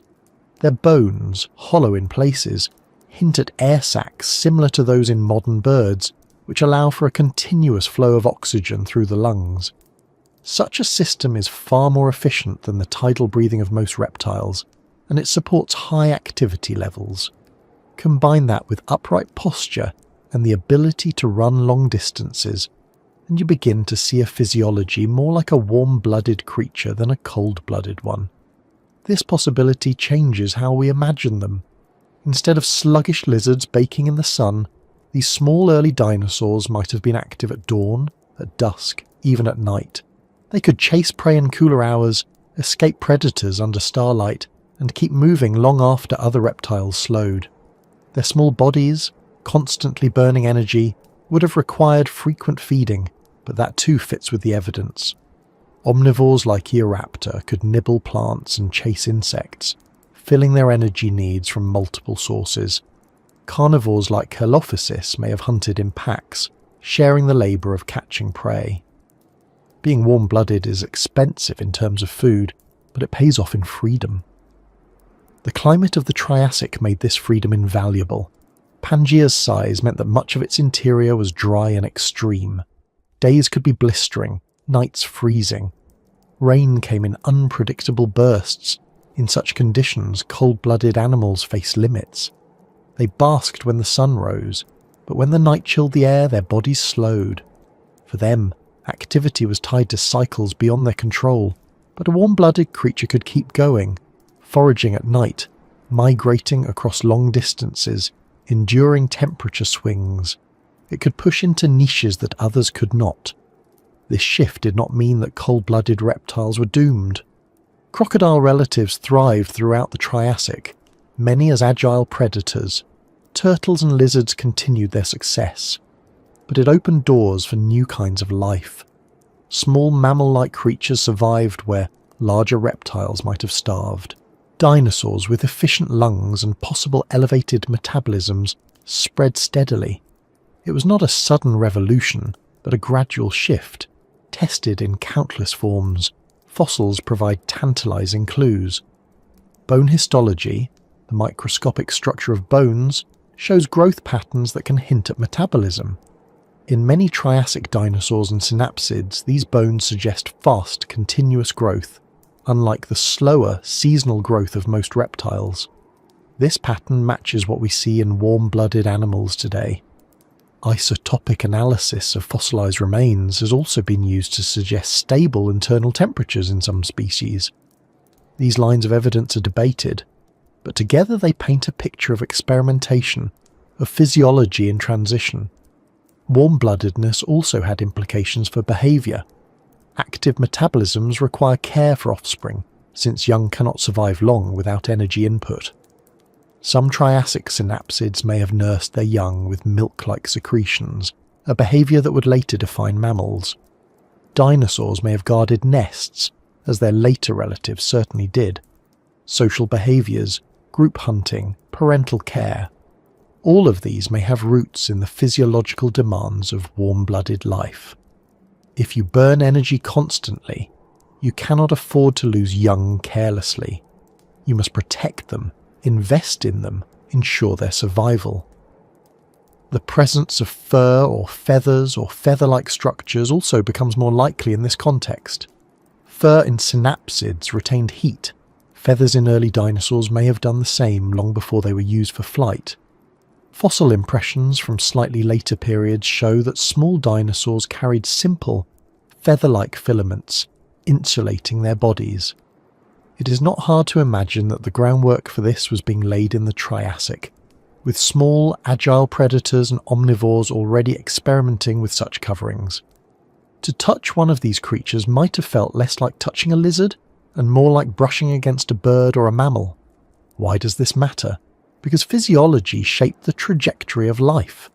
The small mammal-like synapsids survived because they could live in niches cold-blooded reptiles could not. The early dinosaurs survived the Triassic's harsh shifts because their stamina and adaptability let them endure where others failed. Warm-bloodedness, or something close to it, was not just a trait. It was a strategy, one that tipped the balance when mass extinction struck again at the end of the Triassic. The cold world of the Triassic tested every form of life. Those tied too closely to external conditions often struggled. Those with the flexibility to generate their own heat, to keep moving through extremes, had a better chance. It was not an easy existence. Warm-blooded creatures had to eat constantly to fuel their engines, but those engines carried them forward into dawns and dusks when the chorus of insects buzzed and the amphibians croaked, into nights when predators stalked and prey hid. The Triassic was a proving ground, and warm blood was one of the tools that proved most effective. Looking back, we can see the outlines of the future here. The small furred synapsids would one day give rise to mammals. The lightly feathered dinosaurs would become the birds that fill our skies. Warm-bloodedness would spread, becoming one of the most successful strategies in the history of life. But in the Triassic, it was only beginning, an experiment carried by small footsteps and light bodies, by creatures that might have gone unnoticed. In their hearts, in their blood, the world was changing, and that change would ripple forward into every age to come. When people think of dinosaurs, the mind leaps to colossal figures. Towering sauropods that stretched like moving skyscrapers, horned ceratopsians that clashed in dramatic battles, or tyrannosaurs whose teeth alone could dwarf a human hand. But in the Triassic, dinosaurs were none of those things yet. Their dynasty, the one that would one day dominate the Earth for more than 150 million years, began not with thunderous footsteps, but with a handful of small, often overlooked creatures. Their rise was fragile, uncertain, and far from guaranteed. The world they inherited was still turbulent, shaped by competition with other reptiles and by climates that tested survival daily. To see dinosaurs at this stage is to witness a dynasty in its infancy, teetering on the edge between obscurity and eventual greatness. The earliest dinosaurs appeared around 230 million years ago, in the middle of the Triassic. They emerged in what is now South America, a region that in those days formed part of the vast interior of Pangaea. Their fossils, preserved in ancient riverbeds and floodplains, reveal animals that were small, lightly built, and adapted for speed. Eoraptor is one such fossil, barely a metre long. Its delicate frame suggests it was not a predator of large prey, but an opportunist, feeding on insects, small vertebrates, and perhaps plants as well. It was a creature of versatility, an attribute that likely helped its kind endure. Herrerasaurus, slightly younger and much larger, reached up to 3 meters in length. With sharp teeth and powerful limbs, it was one of the first true predators of the dinosaur line, showing that even in these early days, dinosaurs were testing different ecological roles. But dinosaurs did not exist in isolation. They were only one of many reptile groups vying for space in the recovering ecosystems of the Triassic. Crurotarsans, the relatives of crocodiles, were among their fiercest competitors. These animals were astonishingly diverse, filling niches that dinosaurs would later claim. Some walked on 2 legs, others were armoured plant-eaters, still others resembled sleek predators. In many ways, it seemed as though the Crurotarsans were destined to dominate. They were abundant, they were adaptable, and for much of the Triassic, they overshadowed the dinosaurs entirely. This is what makes the beginnings of the dinosaur dynasty so precarious. In the Triassic, they were minor players, often confined to the margins of ecosystems. Their small size made them fast but also vulnerable. Larger predators could easily overpower them, and herbivorous reptiles with armour and bulk were often safer choices for surviving droughts and predators alike. If history had taken only a slightly different turn, dinosaurs might have remained footnotes, never rising beyond these modest forms. What set them apart, however, were a few key innovations. Their upright posture, with legs placed directly beneath the body, allowed them to move more efficiently than sprawling reptiles. This gave them stamina, the ability to chase prey or migrate long distances in ways that other reptiles could not match. Their skeletal structures, lightweight yet strong, let them run quickly and change direction with agility. Their lungs, possibly supported by early air sacs, provided a steady flow of oxygen. These traits, individually small, combined into an edge that made them resilient when ecosystems shifted. Fossil trackways offer glimpses of these beginnings. In Argentina's Isigualasto Formation, the preserved footprints of early dinosaurs reveal how they walked and ran, their strides narrow and efficient compared to their competitors. These prints are delicate compared to the heavier tracks of armoured reptiles, but they tell the story of movement, of light bodies pressing into soft mud, of survival through speed. Each print is a marker of potential, the kind of evidence that shows us how something so fragile could become enduring. Still, for millions of years, the dinosaur lineage remained in the shadows. The Triassic world was dominated by other reptiles, and dinosaurs had to find ways to exist alongside them without being overwhelmed. Some took to hunting small prey, staying out of the way of larger predators. Others focused on plants, nibbling low vegetation while armoured herbivores handled tougher, higher-growing material. They were opportunists, carving out niches wherever they could, never quite dominating but never disappearing either. It was this persistence that allowed them to endure. The fragility of their beginnings is also clear in the fossil record's gaps. For every early dinosaur we have discovered, there are likely dozens of species lost to time, animals that lived and died without leaving behind remains we can find. Many of these lineages may have vanished without descendants, experiments that failed. The ones we know, Eoraptor, Herrerasaurus, Curlophysis, are only the survivors that happen to leave evidence. Their rarity in the fossil record mirrors their rarity in the ecosystems of their time. They were not yet the rulers of Earth. They were small voices in a crowded chorus. The climate of the Triassic added to the uncertainty. Long droughts tested herbivores, forcing migrations and die-offs. Sudden floods buried entire communities. Volcanic eruptions reshaped landscapes and filled skies with ash. For small dinosaurs, survival meant flexibility. They could move when conditions worsened, feed on a wider variety of food than some specialists, and reproduce quickly enough to rebound after population crashes. Their fragility was also their strength. Being small made them vulnerable, but it also made them adaptable, and adaptability is often the seed of success. By the late Triassic, these fragile beginnings were poised on the edge of transformation. The ecosystems of Pangaea were increasingly complex, with predators, herbivores and omnivores testing every niche. The competition between dinosaurs and crocodile relatives remained fierce. But then came another crisis, the end-Triassic extinction. Triggered by massive volcanic eruptions associated with the breakup of Pangaea, this extinction reshaped the world yet again. Many of the dominant reptile groups, including much of the Cruritacean diversity, were wiped out. Dinosaurs, with their resilience and adaptability, survived. In the aftermath, the balance shifted.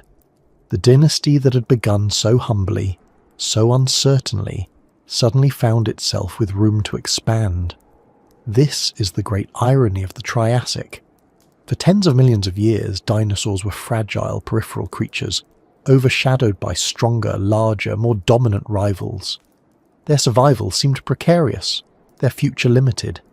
Yet when catastrophe struck again, it was precisely their smallness, their flexibility, their efficiency that allowed them to endure. They inherited the Earth not because they were destined to, but because they had the right traits at the right time. From those fragile beginnings, an empire arose. It's worth remembering this when looking back. The thunderous dinosaurs of the Jurassic and Cretaceous, the giants that defined entire ecosystems, were built on a foundation of small, almost forgettable creatures.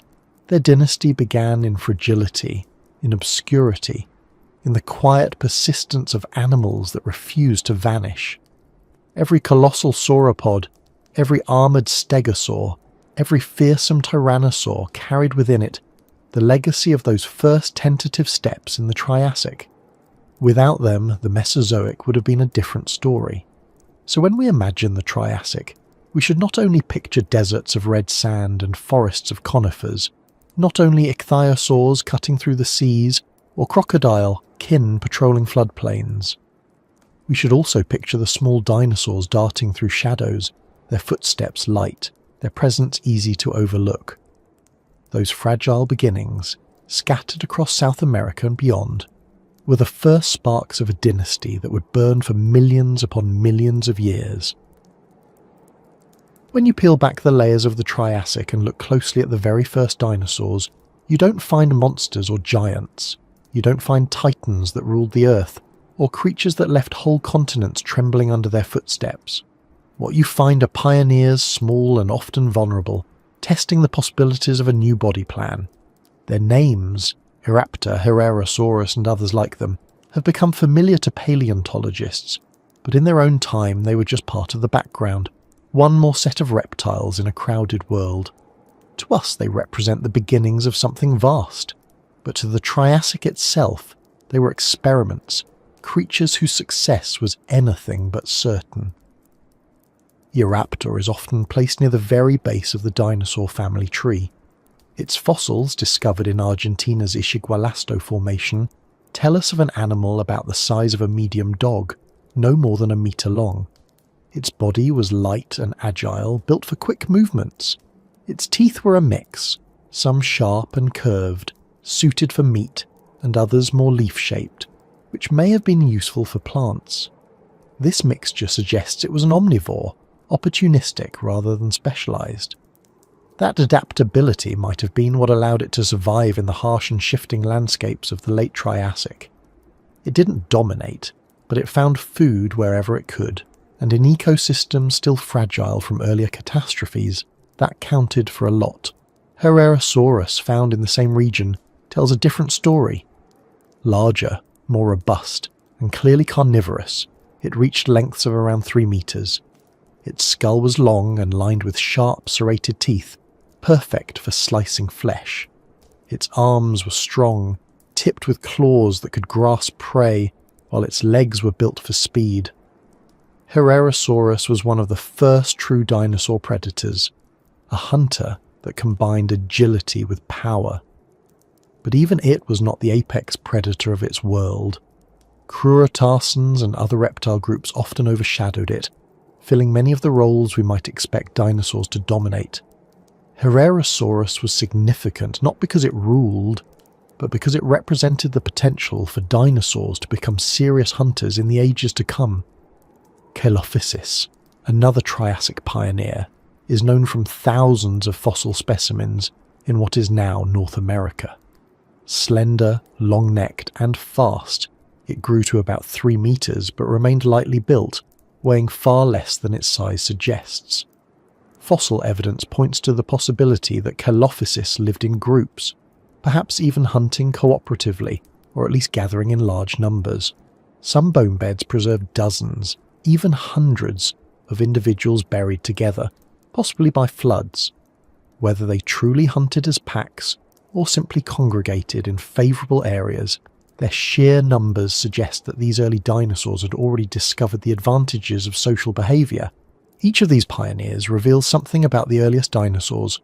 They were not rulers yet. They were small, light, and often on the margins of their ecosystems. But they were experimenting with traits that would later become hallmarks of the group. Upright posture, efficient breathing, light skeletons, speed, versatility of diet. These were being tested in real time. Evolution doesn't plan ahead. It throws possibilities into the world and most fail, but in Eoraptor, Herrerasaurus, and Chelophysis, we can see the outlines of what would later succeed. Their world was not an easy one. The Isigualasto Formation, where Eoraptor and Herrerasaurus lived, was a floodplain subject to seasonal shifts. Torrential rains turned dry valleys into rivers, drowning animals in sudden floods. Droughts baked the land in between, testing every creature's resilience. Predators prowled, from larger crocodile relatives to other reptilian hunters. Herbivores like the armoured etosaurs and early sauropodomorphs fed on conifers and cycads, competing with smaller plant-eating dinosaurs. For a creature like Eoraptor, survival meant avoiding predators, eating whatever was available, and reproducing before disaster struck. For Herrerasaurus, it meant chasing prey across unstable landscapes, sometimes succeeding, sometimes failing. Their lives were precarious and their success fragile. But their very presence marked something new. These were not just reptiles. Their anatomy was different, their posture more efficient, their lungs possibly more advanced. They were pushing into a new evolutionary space, one that would prove resilient when the end of the Triassic reshaped the Earth once again. At the time, their significance was invisible. They were just small hunters and foragers among many. Only in hindsight can we see that their bodies carried the blueprint for a dynasty. The diversity of these early dinosaurs also reminds us that the line between success and failure was thin. Many Triassic dinosaurs left no descendants. They were experiments that ended when climates shifted, or when competitors outpaced them. Herrerasaurus, for example, seems to have been part of a lineage that eventually died out, leaving no direct heirs. Eoraptor's exact place in the family tree is still debated, with some paleontologists arguing that it was close to the ancestors of all dinosaurs, while others suggest it belonged only to one branch. What matters is not that these species lasted, but that they represented the trial and error process through which dinosaurs as a group found their footing. The fossil record captures some of these fragile stories in vivid detail. In Chelophysis, for example, paleontologists once thought they had evidence of cannibalism, juveniles preserved inside the stomachs of adults. Later studies suggested these remains may have been misinterpreted, but the idea itself speaks to how precarious life was. In times of scarcity, even desperate strategies might have been attempted. Whether or not Coelophysis actually ate its young, the possibility illustrates the thin line between survival and collapse in the Triassic world. Pioneers like Eoraptor, Herrerasaurus, and Coelophysis were never guaranteed a future. Their success depended on countless factors, from climate shifts to volcanic eruptions to competition with other reptiles. Yet through them, dinosaurs tested the strategies that would carry their descendants into the Jurassic.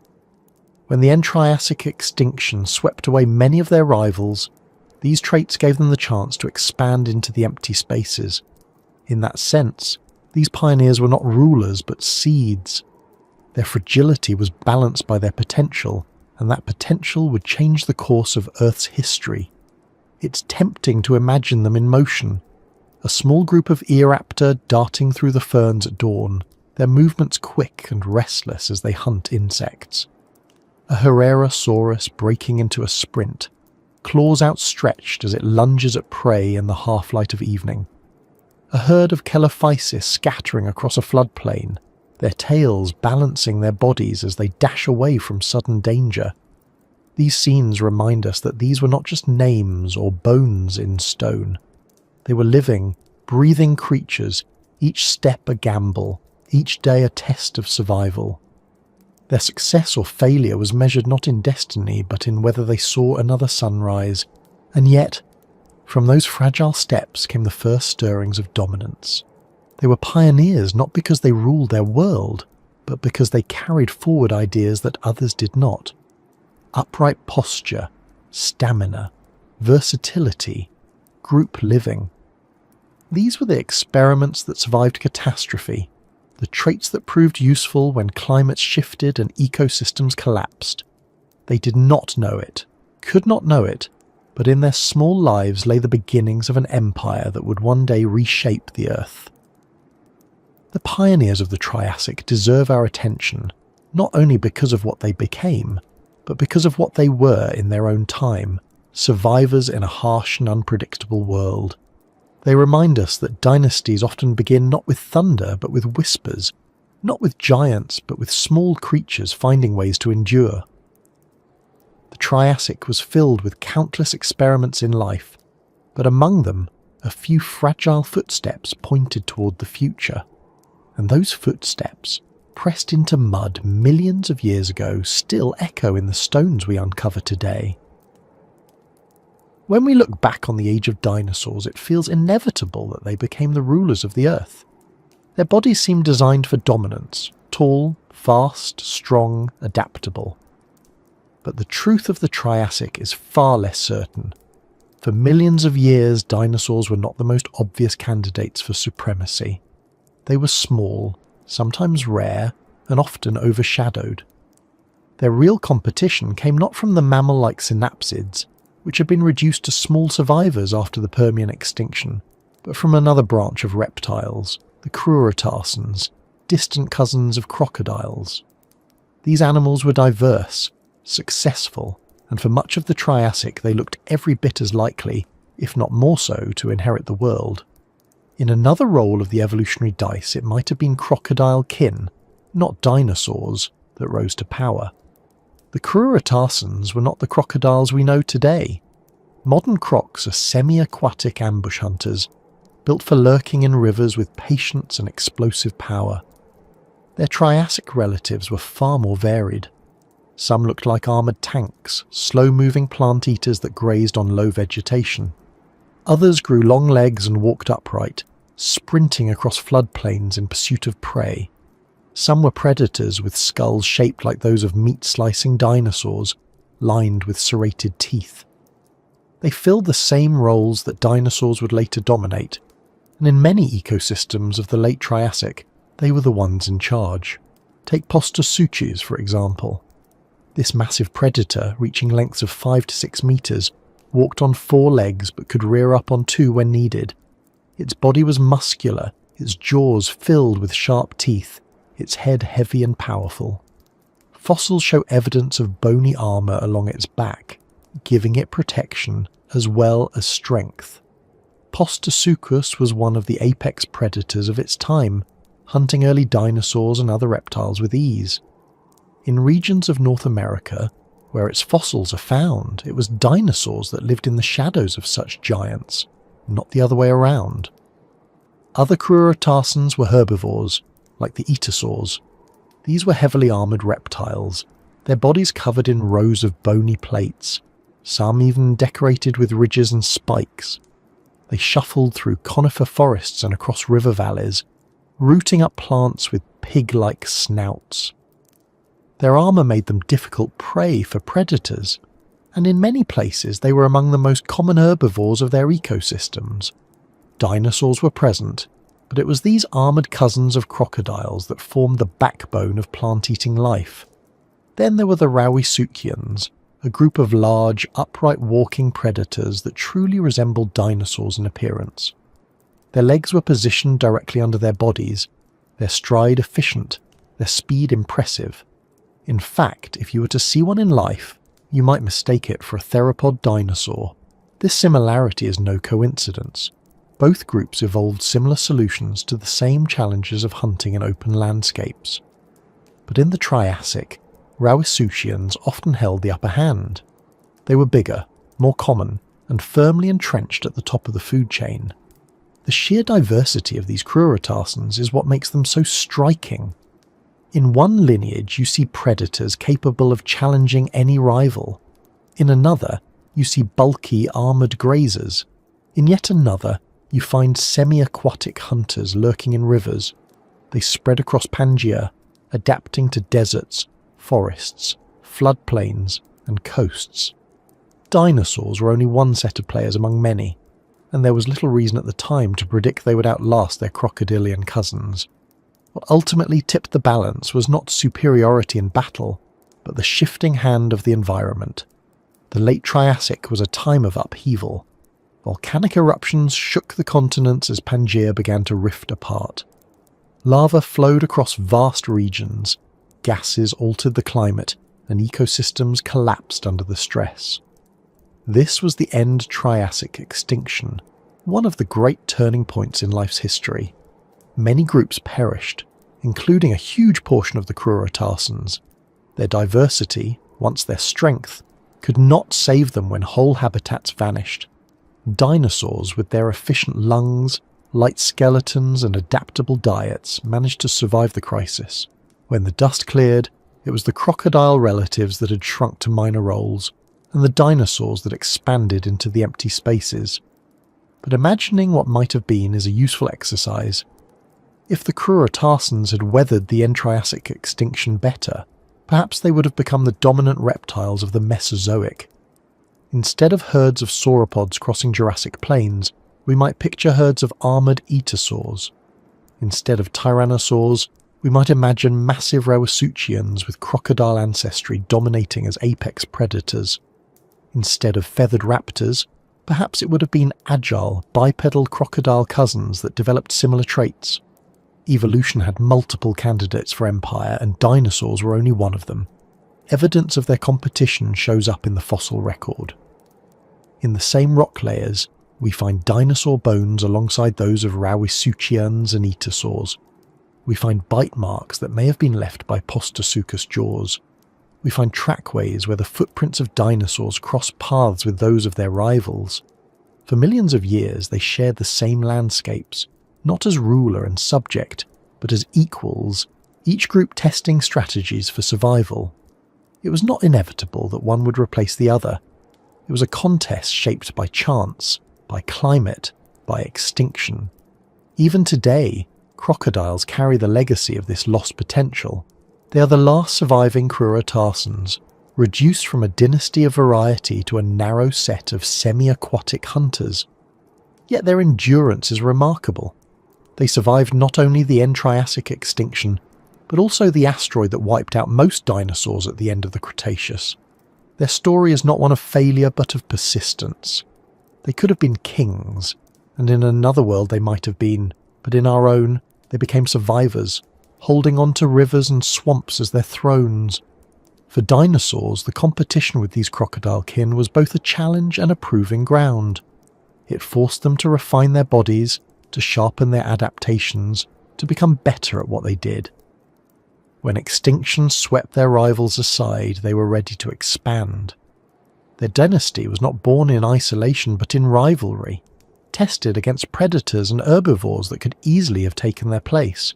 The triumph of dinosaurs was not destiny. It was survival through chance and readiness, the narrow victory of one branch of reptiles over another equally capable branch. The Triassic, then, is not just the story of beginnings, but of possibilities. Dinosaurs did not simply rise. They rose because others fell. The crocodile cousins, with all their diversity, with all their potential, remind us that history could have turned out differently. The kings of the Mesozoic might have looked nothing like the creatures we know so well, but fate chose differently, and the dynasty that seemed fragile became the one that defined an age. In every age of life on Earth, survival has been a conversation between predator and prey. One cannot be understood without the other, because each defines the other's limits. A predator's teeth sharpen in response to the defences of its prey, and the prey's armour or speed grows in answer to the threat that hunts it. The Triassic was no exception. In fact, because it was a time of recovery and experimentation, the balance of power between predator and prey was more fluid, more uncertain than in almost any later period. It was a world where roles were not yet fixed, where giants and small survivors shared the same landscapes, and where every adaptation could mean the difference between dominance and extinction. The Triassic began with emptiness. After the devastation of the Permian extinction, most ecosystems had collapsed. Food chains were shattered. Predators had no prey. Prey had no safe places to graze. Slowly, as plants regrew and insects repopulated, herbivores returned, and with them came the predators that depended on them. The earliest herbivores of the Triassic were often reptiles experimenting with new designs.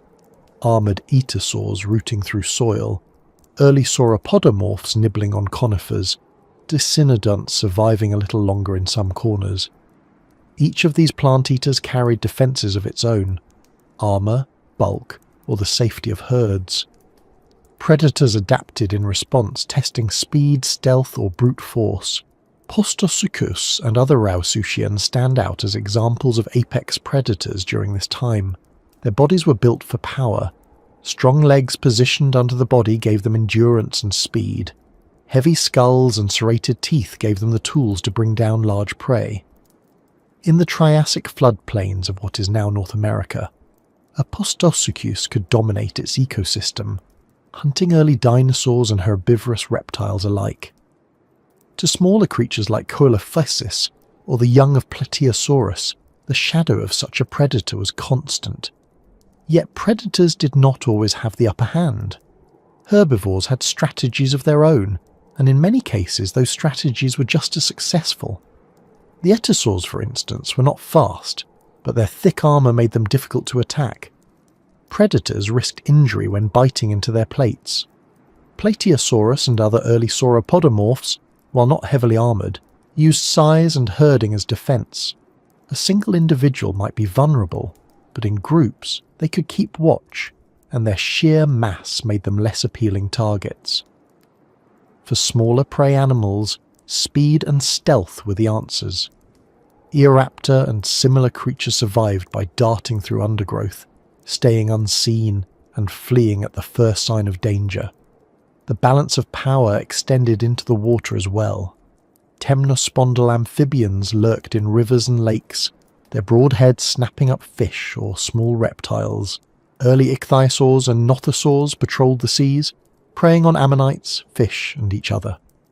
The oceans, like the land, were arenas of constant adjustment.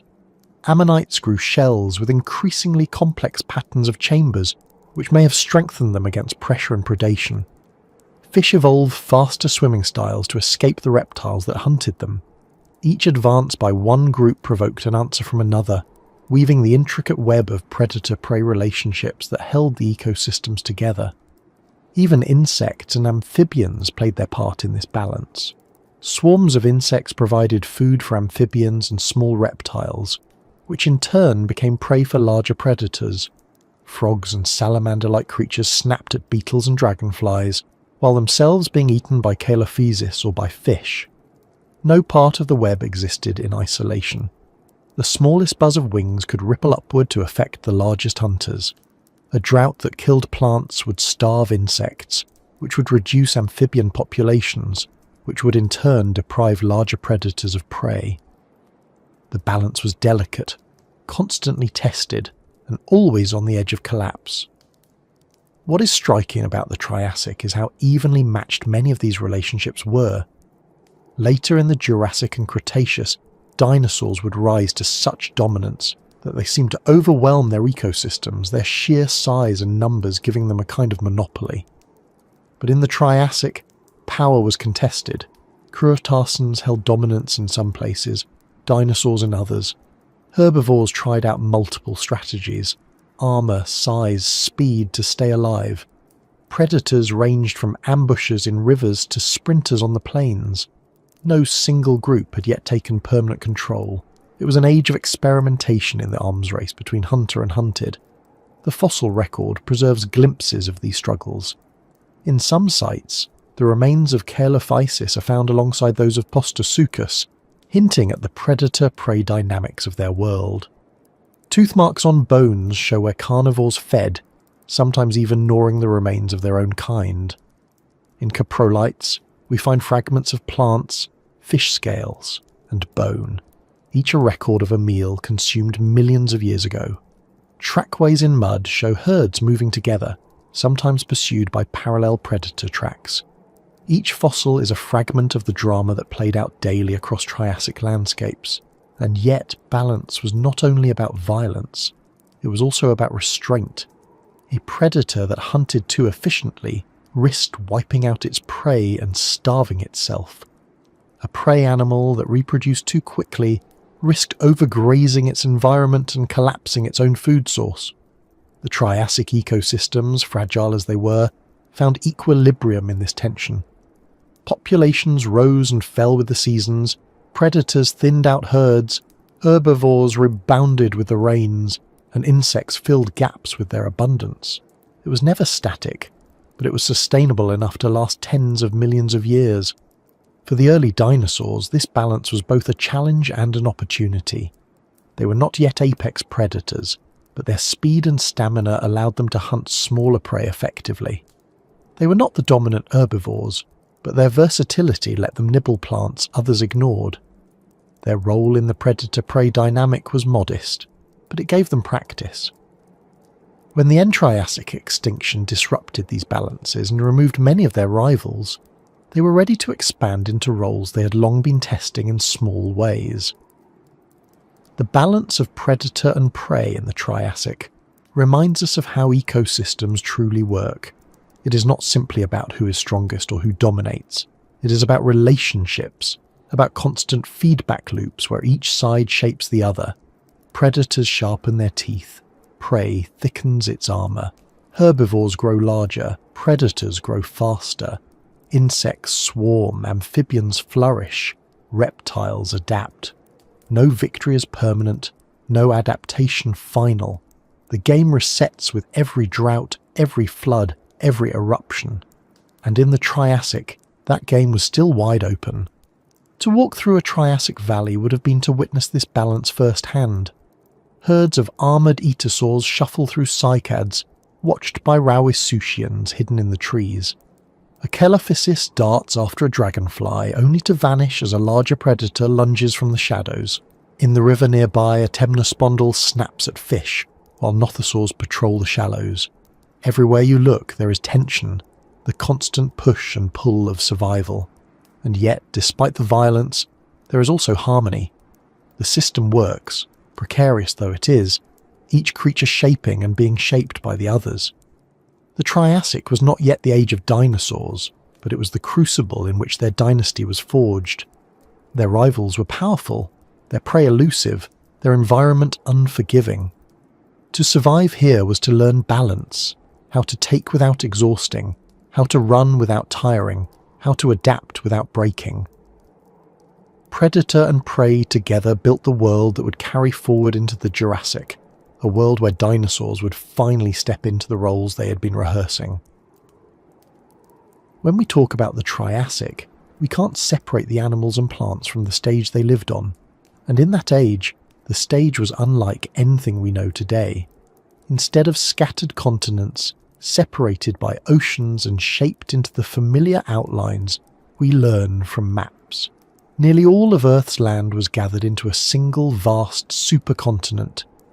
Pangaea stretched across the globe from north to south, an unbroken expanse of rock and soil that created a horizon seemingly without end.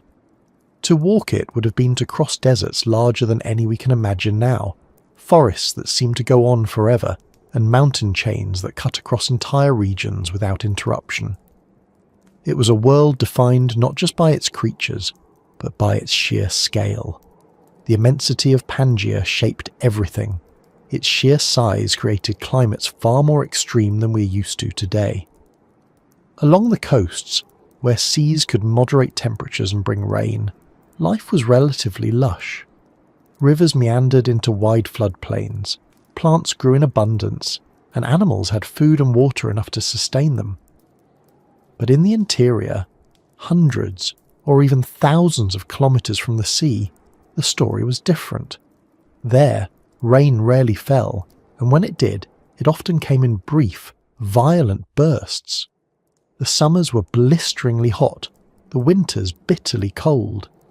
Deserts stretched in endless waves of red sand, punctuated only by the occasional river valley or oasis, where life could cling to existence. This contrast between coast and interior gave the Triassic world its character.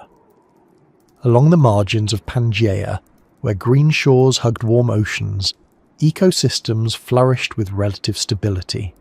Forests of conifers, cycads, and ginkgos shaded the ground, and rivers supported amphibians, reptiles, and insects. Here, herds of herbivores could find food, and predators followed in their wake. Inland, however, survival was far more precarious.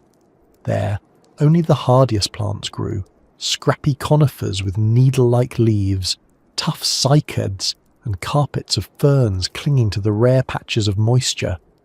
Animals had to travel long distances to find food and water, and the open deserts left them exposed to predators and the elements alike. The endless horizon of Pangaea also meant that animals could spread widely. There were few barriers, no oceans cutting off migration routes, no continents isolating populations. A dinosaur that evolved in what is now Argentina could, over time or over generations, spread north into what is now North America or east into Africa without crossing a sea. This connectivity allowed for rapid dispersal of species, which is why we find some of the same kinds of Triassic animals in fossil beds separated today by entire oceans. The world was open, its paths unbroken, its horizons seemingly infinite. But this openness also came with instability. Without oceans breaking up the land, weather patterns grew harsher. Monsoons swept across vast regions, bringing floods that turned valleys into temporary wetlands. Then the rains would vanish, leaving behind cracked earth and parched vegetation. For animals, this meant constant adaptation. Herbivores had to move with the seasons, following the growth of plants. Predators had to follow the herds, or risk starvation.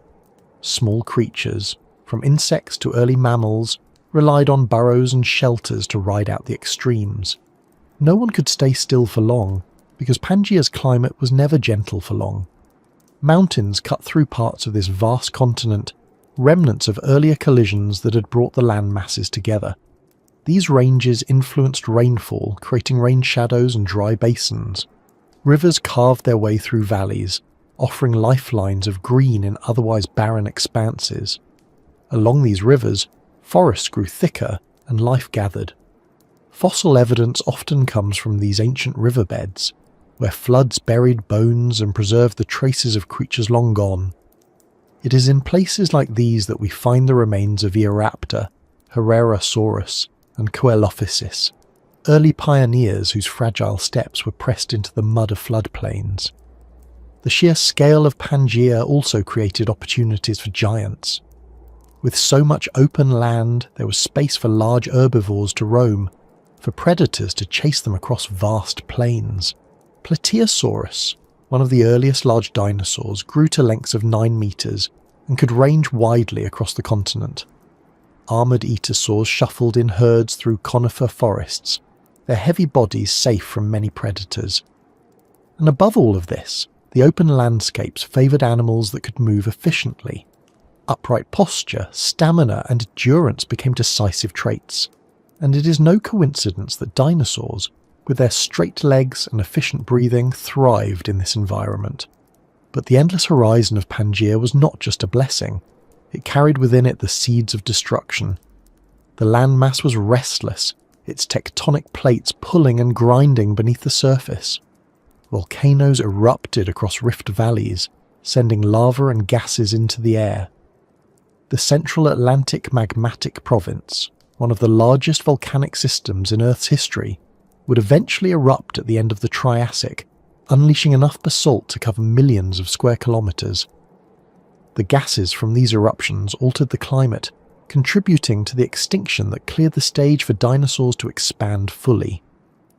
Pangaea's vastness gave life its space, but it also made it vulnerable to catastrophe on a scale no smaller continent could endure. To stand on Pangaea would have been to feel both awe and unease. The horizon stretched farther than the eye could see, the land unbroken except by the shimmer of distant heat or the dark line of a conifer forest. Herds moved slowly across open plains, their silhouettes small against the immensity of the land. Predators prowled the edges, their movements dwarfed by the space around them. Overhead, the sun beat down without mercy, and when storms came, they swept across the land with a ferocity amplified by the openness of the continent. It was a stage both grand and unforgiving, one that shaped every creature that lived upon it. For paleontologists, the fossils of Pangaea tell this story not just in bones but in the rocks themselves. The red beds of Triassic formations, coloured by iron oxides, speak of deserts and arid climates.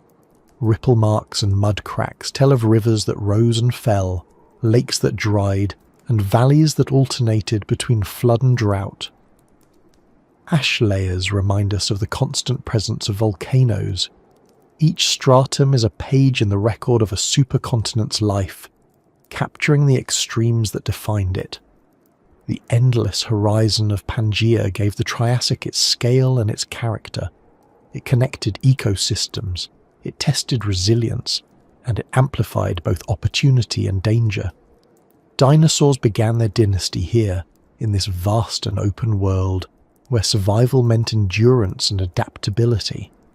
Their rivals, the crocodile kin, also thrived here, spreading across the same plains and forests. Small mammals and amphibians found niches where they could, often in the margins of rivers or the shelter of forests. Insects filled the air, linking it all together. Every creature, large or small, was shaped by the immensity of the land beneath them, and yet, for all its power and reach, Pangaea was not permanent. Its endless horizon would eventually fracture, splitting into continents that drifted toward the shapes we know today. But in the Triassic, it was whole, and that wholeness gave rise to both fragility and resilience. The creatures that lived on it were tested by its extremes, forged by its size, and carried forward by the opportunities it provided. To understand the Triassic is to understand Pangaea, because without that supercontinent's vastness, the story of life in this age would have been entirely different. The Triassic was not only a story of animals finding their place, or plants pushing back across landscapes left barren by extinction. It was also a story of Earth itself in motion, restless and unpredictable. Beneath the soils where cycads took root, and above the floodplains where early dinosaurs left their tracks, forces far greater were at work. Volcanoes thundered, continents strained against each other, and the atmosphere itself shifted with gases and ash. To live in the Triassic was to live at the mercy of a planet that was rebuilding and remaking itself constantly, sometimes slowly, sometimes with explosive violence. Volcanoes had always been part of Earth's story, but in the Triassic they were both destroyers and creators. Across Pangaea, rift valleys were opening, places where the immense supercontinent was beginning to stretch and crack. These were the first hints that one day Pangaea would break apart. But in the Triassic, it was still whole, the cracks running like silent warnings through its surface.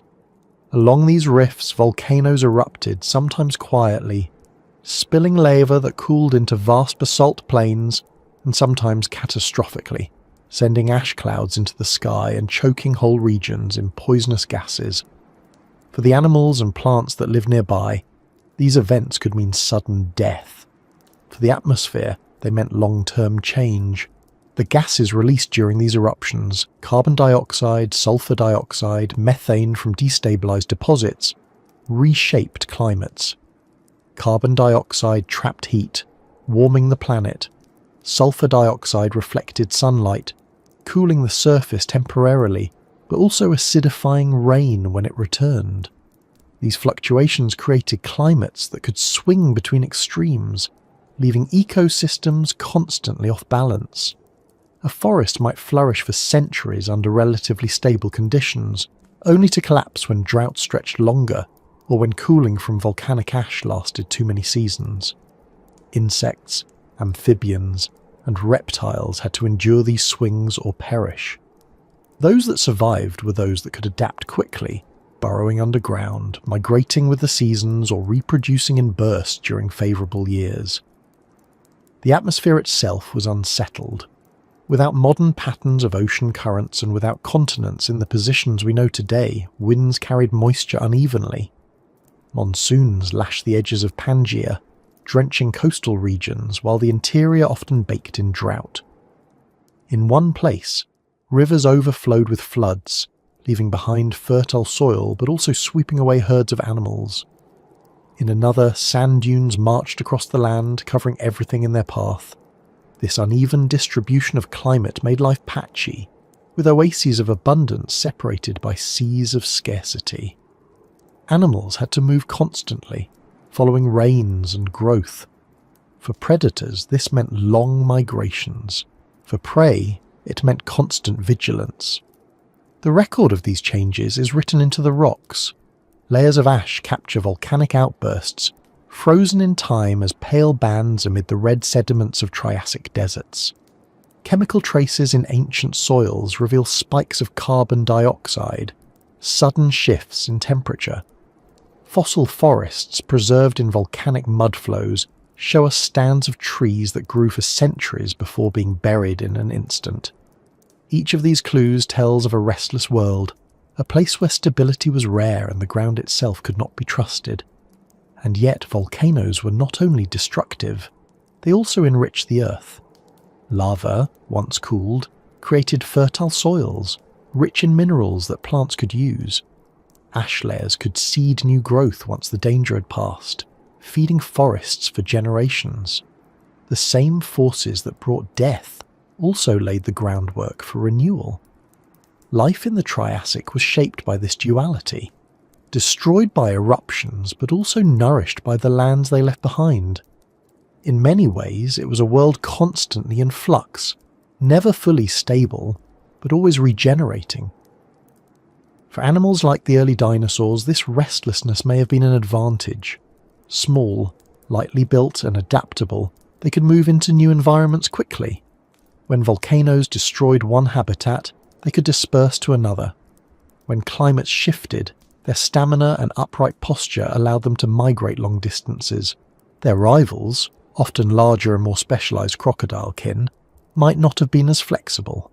This difference may help explain why dinosaurs ultimately survived the Triassic extinction, when massive volcanic eruptions created some of the most dramatic climate upheavals in Earth's history.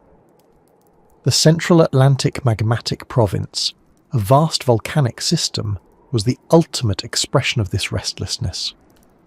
At the boundary between the Triassic and Jurassic, it erupted on a scale almost unimaginable today.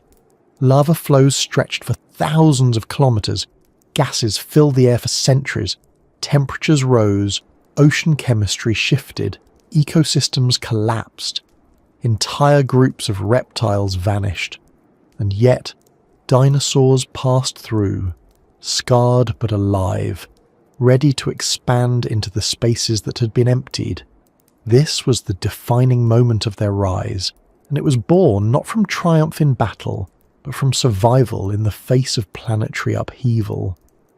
The atmosphere itself during the Triassic was not the same as ours. Oxygen levels were lower, closer to 15 to 17% compared to today's 21%. This made life harder for animals that relied on deep breaths for stamina. Insects, which had reached giant sizes in earlier periods when oxygen was higher, were more modest in the Triassic. Animals needed efficient respiratory systems to thrive, and this may have given dinosaurs another edge. With their possible air sacs and bird-like breathing, they could handle low oxygen better than many competitors. Mammal ancestors, with high metabolic rates and possibly early forms of warm-bloodedness, also found ways to cope. In contrast, some reptiles with less efficient systems struggled in this thinner air. This restless atmosphere was part of the background music of the Triassic. Every breath, every shift of the wind, every storm carried traces of the planet's instability. The creatures that lived then did not know why the rains failed, or why the air seemed harder to breathe. They simply lived with the consequences. Some adapted and survived. Others fell away. Over millions of years, the balance tilted slowly toward the lineages that could handle a restless Earth. To imagine this world is to imagine a sky streaked with ash plumes, a horizon sometimes red with sunsets intensified by volcanic dust, sometimes dimmed by veils of sulfur clouds. It is to picture floodplains one year covered in green, the next year cracked and barren under relentless heat. It is to hear the crack of distant eruptions echo across valleys, the hiss of lava as it met rivers and forests, the silence that followed when animals fled or died, and it is to remember that through it all life persisted, shaping itself to a planet that offered no guarantees. The Triassic was not a calm prelude to the age of dinosaurs. It was a crucible, a world forged in extremes, where volcanoes wrote the rules and the atmosphere shifted constantly. Out of that restlessness came resilience. The survivors of the Triassic, dinosaurs, mammals, crocodiles, amphibians, insects, were those who could bend without breaking, who could live in a world where the ground shook, the sky darkened, and the air itself was never the same for long. Extinctions are the punctuation marks of Earth's history, sudden interruptions that shift the story in new directions. Some are small, trimming branches without reshaping the whole tree. Others are so massive that they topple entire forests of life, leaving behind bare ground for something new to take root. The end of the Triassic was one of those great upheavals. For tens of millions of years, life had been rebuilding from the devastation of the Permian. Forests stretched again across the land, rivers filled with amphibians and fish, reptiles of every shape and size tested the limits of evolution. Dinosaurs were there, but they were minor players, sharing their stage with armoured herbivores, crocodile cousins, and amphibian giants. Then the skies darkened, the ground split open, and the balance of power shifted forever. The cause of this extinction lies deep within Earth's crust. As Pangaea began to fracture, enormous volcanic systems opened along the seams of the supercontinent. The Central Atlantic Magmatic Province, one of the largest volcanic provinces in Earth's history, erupted over what is now eastern North America, northwestern Africa, and parts of South America and Europe. For hundreds of thousands of years, lava spilled across the land in sheets that hardened into basalt, covering millions of square kilometres. These were not small eruptions. They were continent-spanning events, repeated in pulses, each lasting long enough to overwhelm ecosystems and alter the climate. The skies filled with gases. Carbon dioxide poured out in staggering amounts, trapping heat and pushing the planet toward rapid warming. At the same time, sulfur dioxide and ash clouds created short-term cooling, dimming sunlight and disrupting photosynthesis. The combination of warming, cooling, acid rain, and ocean changes created chaos. Plants withered under droughts and toxic rains. Animals struggled as food chains collapsed. In the oceans, carbon dioxide dissolved into seawater, lowering its pH and stressing marine life. Ammonites, corals, and many marine reptiles suffered as chemistry shifted faster than they could adapt. On land, the devastation was just as profound. Many groups that had thrived throughout the Triassic suddenly disappeared. The Crurotarsans, those crocodile relatives that had seemed poised for dominance, lost much of their diversity. The Rauisuchians, large predators that rivaled dinosaurs, vanished entirely. The Armadillosaurs, once common herbivores, also faded into extinction. Even some amphibians and smaller reptile lineages could not survive the upheaval. In the space of a geological instant, the cast of the Triassic was cut down, leaving open niches across the supercontinent. The fossil record shows this shift clearly. In Triassic rocks, the diversity of reptile groups is broad, with dinosaurs present but limited. Then, across the boundary into the Jurassic, many of those groups vanish and dinosaurs begin to multiply. Their footprints appear in greater abundance, their fossils in greater variety. What had been small, fragile populations suddenly expanded into dominance. It was not that they had overpowered their rivals in direct competition, but that the extinction had cleared the board, leaving them the survivors in a world with fewer players. Why did dinosaurs survive when others fell? Part of the answer may lie in their physiology. Their upright stance and efficient lungs gave them stamina and endurance, allowing them to cope with long migrations during climate swings. Their possible warm-bloodedness or near-warm-blooded metabolism may have allowed them to remain active in cooler or more variable conditions. Their diversity of diets, herbivores, omnivores, and carnivores alike, gave them flexibility, and their small size at the beginning may have been a hidden advantage, letting them reproduce quickly and rebound faster than bulkier, slower rivals. Survival in an extinction is not always about being strongest. It is often about being most adaptable, most ready for instability. The extinction was global, but its impact varied by region. In some places, ecosystems collapsed almost entirely, leaving behind barren landscapes where only hardy plants and small animals endured. In others, pockets of life clung on, sheltered by geography or luck. These refuges became the seeds for recovery, places where survivors could rebuild when conditions stabilized. Dinosaurs were among those survivors, and from these scattered remnants they began to spread into dominance. For the creatures living through it, the end Triassic extinction would not have been a single dramatic event but a series of crises. One year might bring floods and cooling from ash clouds. The next century might bring relentless heat and drought. Animals adapted to one swing might be caught off guard by the next. Over thousands of years, populations dwindled, food chains unraveled, and once dominant groups slipped into oblivion. The skies darkened again and again, not for days but for generations, until the balance of life was altered beyond recognition. The aftermath was a different world. In the early Jurassic, landscapes once filled with a mix of crocodile kin, amphibians and small dinosaurs now leaned heavily toward dinosaurs. Sauropodomorphs, the ancestors of giants, began to expand into new roles as dominant herbivores. Theropods grew larger and more diverse, filling predator niches left vacant by the extinction of Rauisuchians. Small mammals, still insignificant in size, endured in the shadows, waiting for their turn in a much later age. Crocodile relatives survived too, but in reduced forms, confined mostly to semi-aquatic lifestyles rather than the sweeping diversity they once enjoyed. The balance of power had shifted, and the dynasty of dinosaurs had truly begun. Extinctions like this remind us how fragile dominance can be. For much of the Triassic, it was not clear who would rise. Crurotarsans seemed every bit as capable as dinosaurs.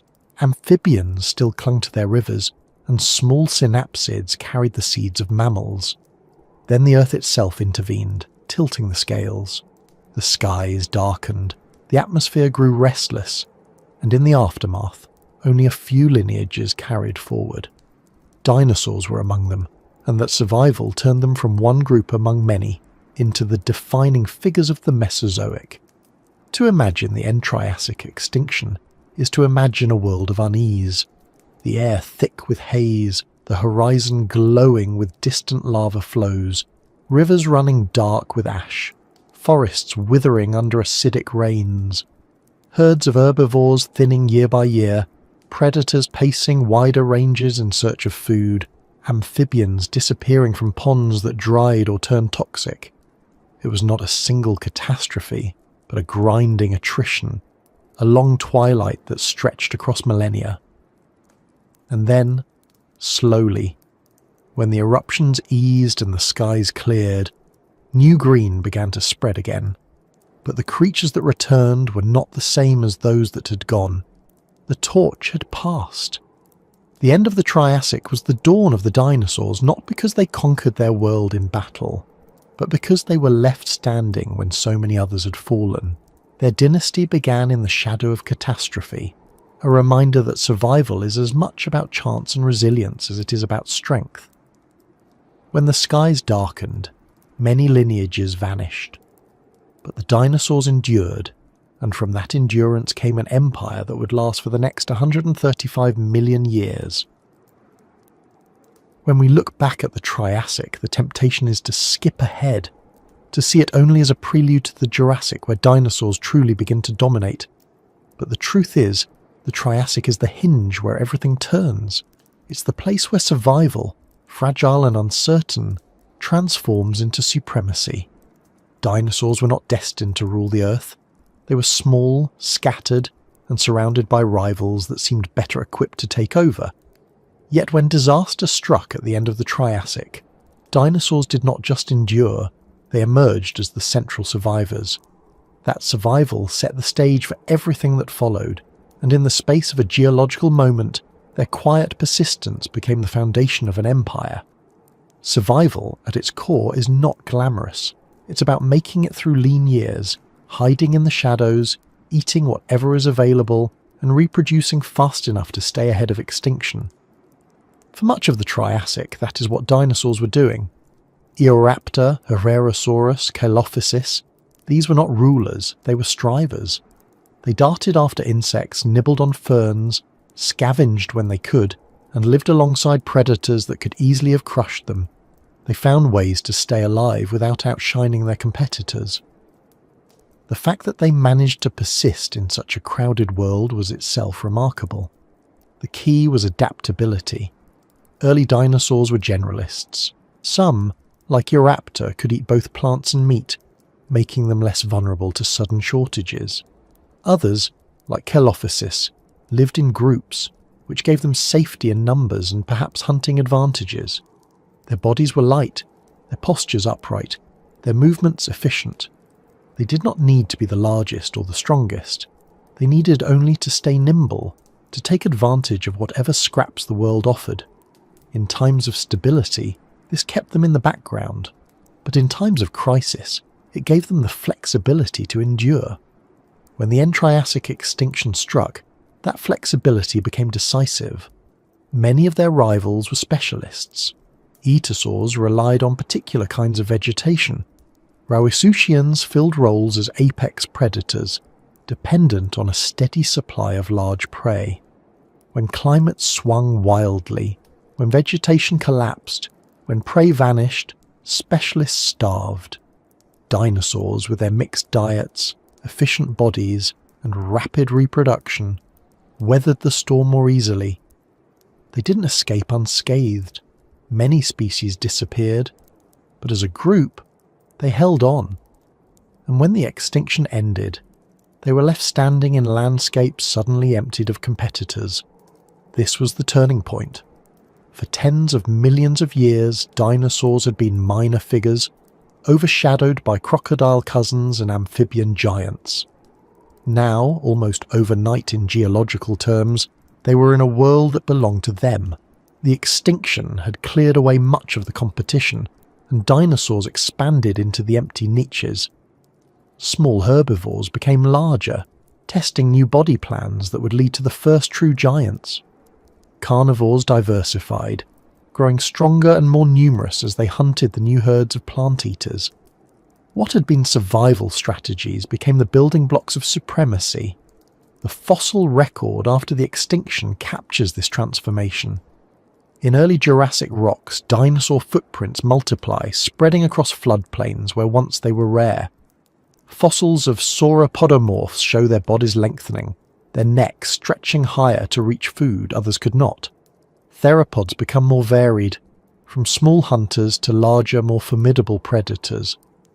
Within a few million years, dinosaurs are no longer background players. They are the framework of entire ecosystems. Their supremacy is not a gradual rise through competition, but a sudden expansion fueled by opportunity. This shift was not only about the disappearance of rivals, but also about the endurance of traits already present. Dinosaurs had always carried the potential for dominance in their upright stance, efficient lungs, and versatile diets. The extinction simply removed the barriers that had kept that potential from flourishing. In that sense, supremacy was not something they achieved after the extinction. It was something they were already equipped for, waiting for the chance to express it. Survival was the test. Supremacy was the reward. It's important to see how fragile this path was. Had the end-Triassic extinction not occurred, it's entirely possible dinosaurs would have remained small and scattered. Crurotasans might have continued as the dominant predators and herbivores. Amphibians might have held on longer in their rivers and lakes. Mammal ancestors might have expanded earlier. The world we imagine as the age of dinosaurs could easily have been an age of crocodile kin. History is not destiny. It is chance shaped by readiness. Dinosaurs were ready, and chance favoured them. Supremacy also reshaped them in return. As they spread into open niches, natural selection pushed them into new forms. Some became giants, like Plateosaurus and its descendants, filling landscapes with herds of massive plant-eaters. Others became specialised predators, honing their claws and teeth for hunting larger prey. Still others remained small and agile, filling the roles of insect eaters, scavengers, and opportunists. Supremacy did not mean uniformity. It meant variety. The dynasty of dinosaurs was built on diversification, each branch exploring a different way of being. The climate of the early Jurassic, though still unstable, offered enough stability for this diversification. Rain fell more reliably along coasts, forests grew thicker, and ecosystems became richer. Dinosaurs were poised to take advantage of every layer, from the canopy to the ground, from riversides to deserts. Their supremacy was not simply that they were numerous, but that they were everywhere, shaping every part of the food web.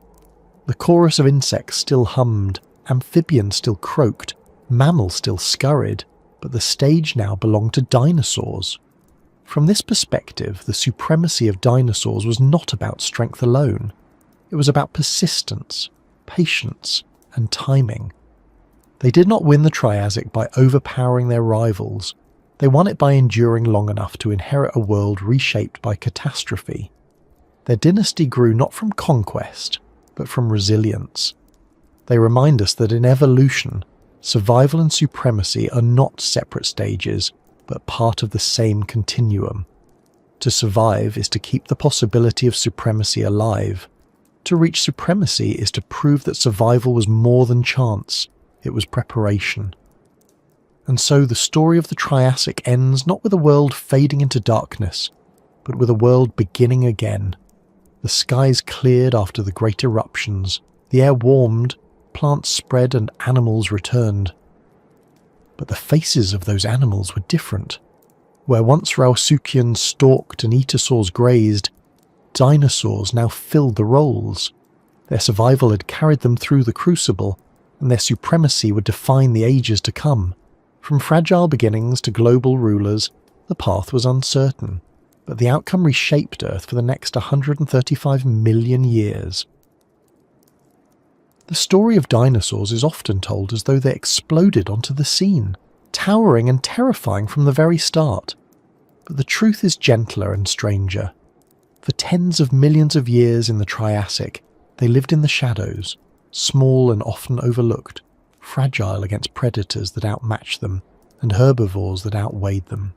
They were not kings of their world, but survivors clinging to the edges of ecosystems already crowded with competitors. Then, almost suddenly, the scales tipped. What had once been whispers on the landscape grew into the loudest voices. Dinosaurs stepped out from obscurity into dominance, and their takeover reshaped life on Earth for more than 100 million years. To understand this takeover, it helps to remember where they began. Early dinosaurs like Eoraptor and Tyrannosaurus were modest creatures, their bodies lightweight, their diets opportunistic. They were not apex predators, nor were they the largest herbivores. They survived by speed, by versatility, by keeping out of the way of the giants around them. Crurotarsans, the crocodile cousins of the Triassic, ruled many ecosystems, from armoured plant-eaters to sleek hunters. Amphibians still lingered in rivers, some large enough to swallow small reptiles whole. Mammal ancestors scratched out lives in the shadows. In this crowded cast, dinosaurs were only one small troop, trying to find a place to perform. For millions of years, that is where they stayed. Minor, persistent, but not dominant. Their skeletons in Triassic rock are sparse compared to those of their rivals. Their footprints are scattered, sometimes present but never overwhelming. If you lived in the Triassic and walked across a floodplain, you might never even notice a dinosaur. You would see armoured etosaurs shuffling through cycads, Rowisuchians lurking with crocodile jaws, and amphibians breaking the water's surface. Dinosaurs were there, but they were not the stars.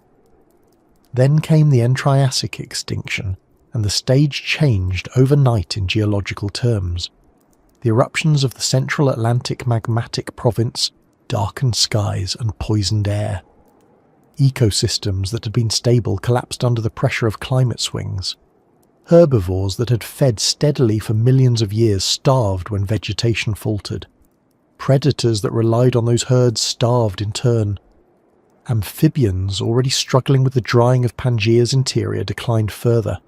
Entire groups of reptiles disappeared, their lineages ending in the ash of volcanic outbursts. The balance of power was erased, and into that void stepped the dinosaurs. The takeover did not look like a battle.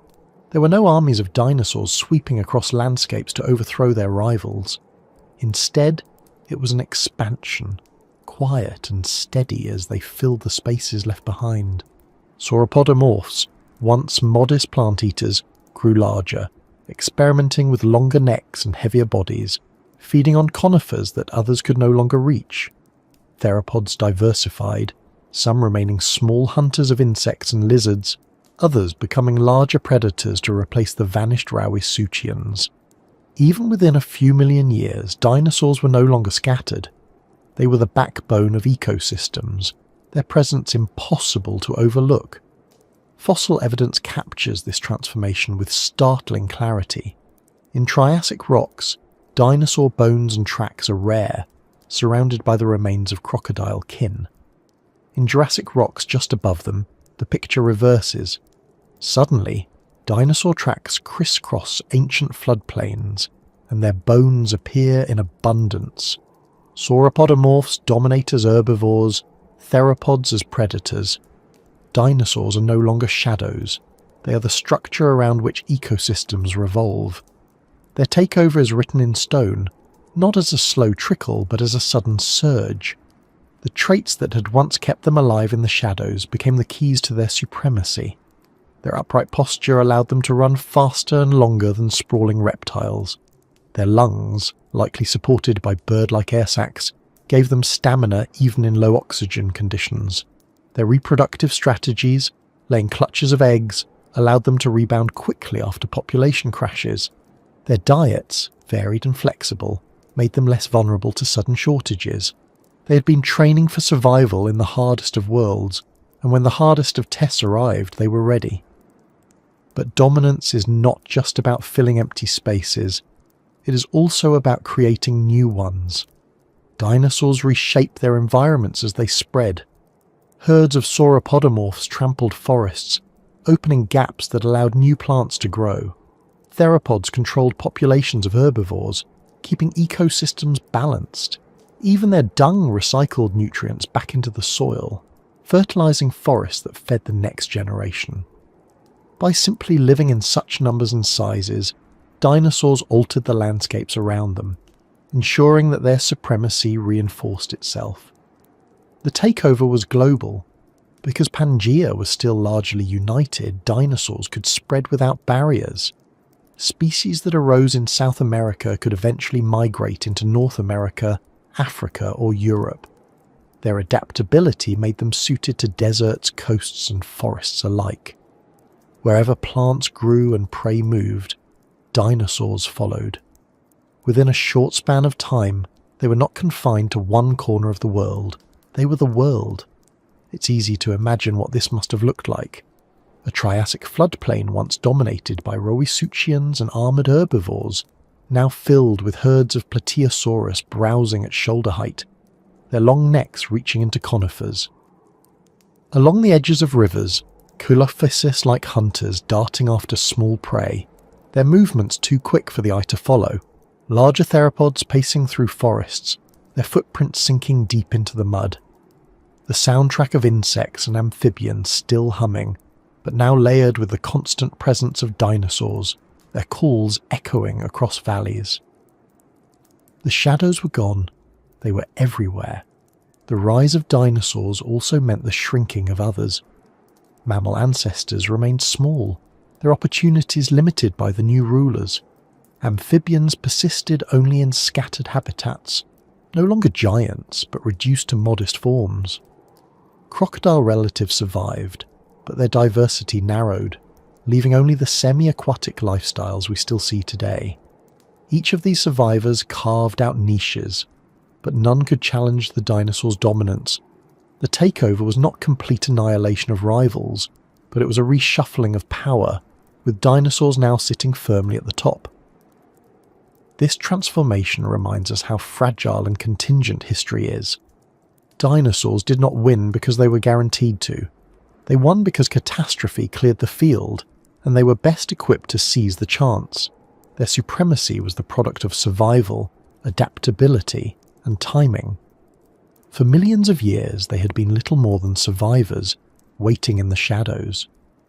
Then the earth shifted, the skies darkened, and when the world brightened again, they stood unchallenged. From that moment, their story was no longer one of fragility. It was one of expansion, innovation, and resilience. For the next 135 million years, they would be the dominant animals of Earth, evolving into forms stranger and grander than anything the Triassic had hinted at. But it all began here, in the quiet transformation from shadows to dominance, when survival tipped into supremacy and the dynasty of dinosaurs truly began. The Triassic ended not with quiet, but with upheaval. Volcanoes split the sky, ash and gas reshaped climates, and whole lineages disappeared into extinction. When the dust settled, the world that emerged was no longer the one that had been. It was the dawn of the Jurassic, a new chapter in Earth's story, and waiting beyond that threshold was a horizon unlike anything life had ever known. The world that waited for the survivors of the Triassic was vast, fertile, and ready to be reshaped. For dinosaurs, it was not just a continuation. It was an invitation to expand into every niche the planet offered. The continents were still fused in the supercontinent of Pangaea, though the first signs of its fracture had already begun. Rift valleys split open in what is now the Atlantic, and the slow drift of tectonic plates was underway. But in the early Jurassic, the land was still connected, and this connectivity allowed life to spread across enormous distances. Dinosaurs, already hardened by the struggles of the Triassic, were positioned to take advantage of this unity. Where their rivals had fallen, they spread step by step, herd by herd, footprint by footprint, until they filled entire landscapes. The Jurassic horizon was greener than much of the Triassic had been. With climate stabilising after the chaos of eruptions, forests flourished. Conifers dominated, their tall trunks and spreading canopies creating new layers of habitat. Cycads and ginkgos stood among them, while ferns carpeted the ground. Horsetails clustered along riverbanks, their reed-like stalks reaching into the air. Grasses and flowers had not yet evolved, so the landscapes were alien by modern standards, but they were also lush in their own way, a continuous sea of foliage that fed an explosion of herbivores. For dinosaurs, this green world meant opportunity. The early sauropodomorphs of the Triassic, like Plateosaurus, gave way to larger and more specialised forms. Their necks lengthened, their bodies grew massive, and they began to exploit food sources far above the reach of other animals. Herds of these giants spread across floodplains, stripping trees and reshaping forests with every step. The Jurassic would become the age of sauropods, animals so immense that even the Triassic could not have hinted at their scale. These giants were not yet at their peak in the early Jurassic, but their trajectory was already clear. Predators followed. Theropods that had once been modest hunters in the Triassic grew into larger and more formidable carnivores. Their bodies adapted for speed and power, their teeth sharpened for tearing into the flesh of enormous prey. The balance of predator and prey shifted to new scales, with both sides pushing the boundaries of size and strategy. Fossil trackways from the Jurassic show groups of predators moving across ancient mudflats, their footprints preserved alongside those of the herds they hunted. The echoes of their pursuit linger in the stones, the oceans too transformed. While ichthyosaurs and nothosaurs had dominated Triassic seas, the Jurassic opened new opportunities for marine reptiles. Plesiosaurs spread with their long necks and paddle-like limbs, gliding through waters in search of fish and ammonites. Ichthyosaurs continued to thrive, streamlined like dolphins, chasing prey across open seas. Ammonites themselves rebounded after the extinction, evolving into countless new forms that coiled in intricate spirals. The marine world was just as vibrant as the land, filled with predators and prey, all adapted to the new rhythms of the Jurassic. The skies began to change as well. Pterosaurs, which had first appeared in the late Triassic, expanded rapidly in the Jurassic. Their wings carried them across coastlines and rivers, fishing from the air, scavenging carcasses and perhaps even hunting small prey on land. Some were small, no larger than birds, while others grew into wingspans that dwarfed any modern bird. They were the first vertebrates to claim the skies fully, long before birds evolved, and their dominance in the air paralleled the dinosaurs' rise on the ground. What made the Jurassic horizon so extraordinary was not just the creatures themselves, but the scale of life's rebuilding. The extinction at the end of the Triassic had been brutal, clearing away much of what had existed. But life rebounds, and the Jurassic was that rebound on a grand scale. Ecosystems grew larger, more complex, more stable. The survivors of the Triassic were no longer clinging to existence, they were flourishing. Dinosaurs were the most visible beneficiaries, but mammals, crocodiles, amphibians and insects all carved out their roles in this new world. The chorus of life was louder, more layered and more enduring. The fossil record of the Jurassic gives us snapshots of this horizon. Petrified forests preserve entire stands of trees, their trunks still rooted where they grew. Bone beds capture herds of sauropods, buried together in floods or volcanic ash, their massive skeletons testaments to their scale. Footprints stretch across ancient floodplains, showing paths where herds and hunters once moved. In marine deposits, ammonites and ichthyosaurs lie side by side, their shells and bones recording the richness of the seas. Each fossil is a fragment of the horizon that opened after the Triassic, a glimpse into the world that dinosaurs would inherit fully. The Jurassic was not without its challenges. Volcanoes still erupted, climates still shifted, and predators still tested every prey animal's defences. But compared to the restless extremes of the Triassic, the Jurassic offered more stability, more room for expansion. It was a canvas wide open, and dinosaurs painted themselves across it in every form imaginable. Their supremacy was no longer fragile.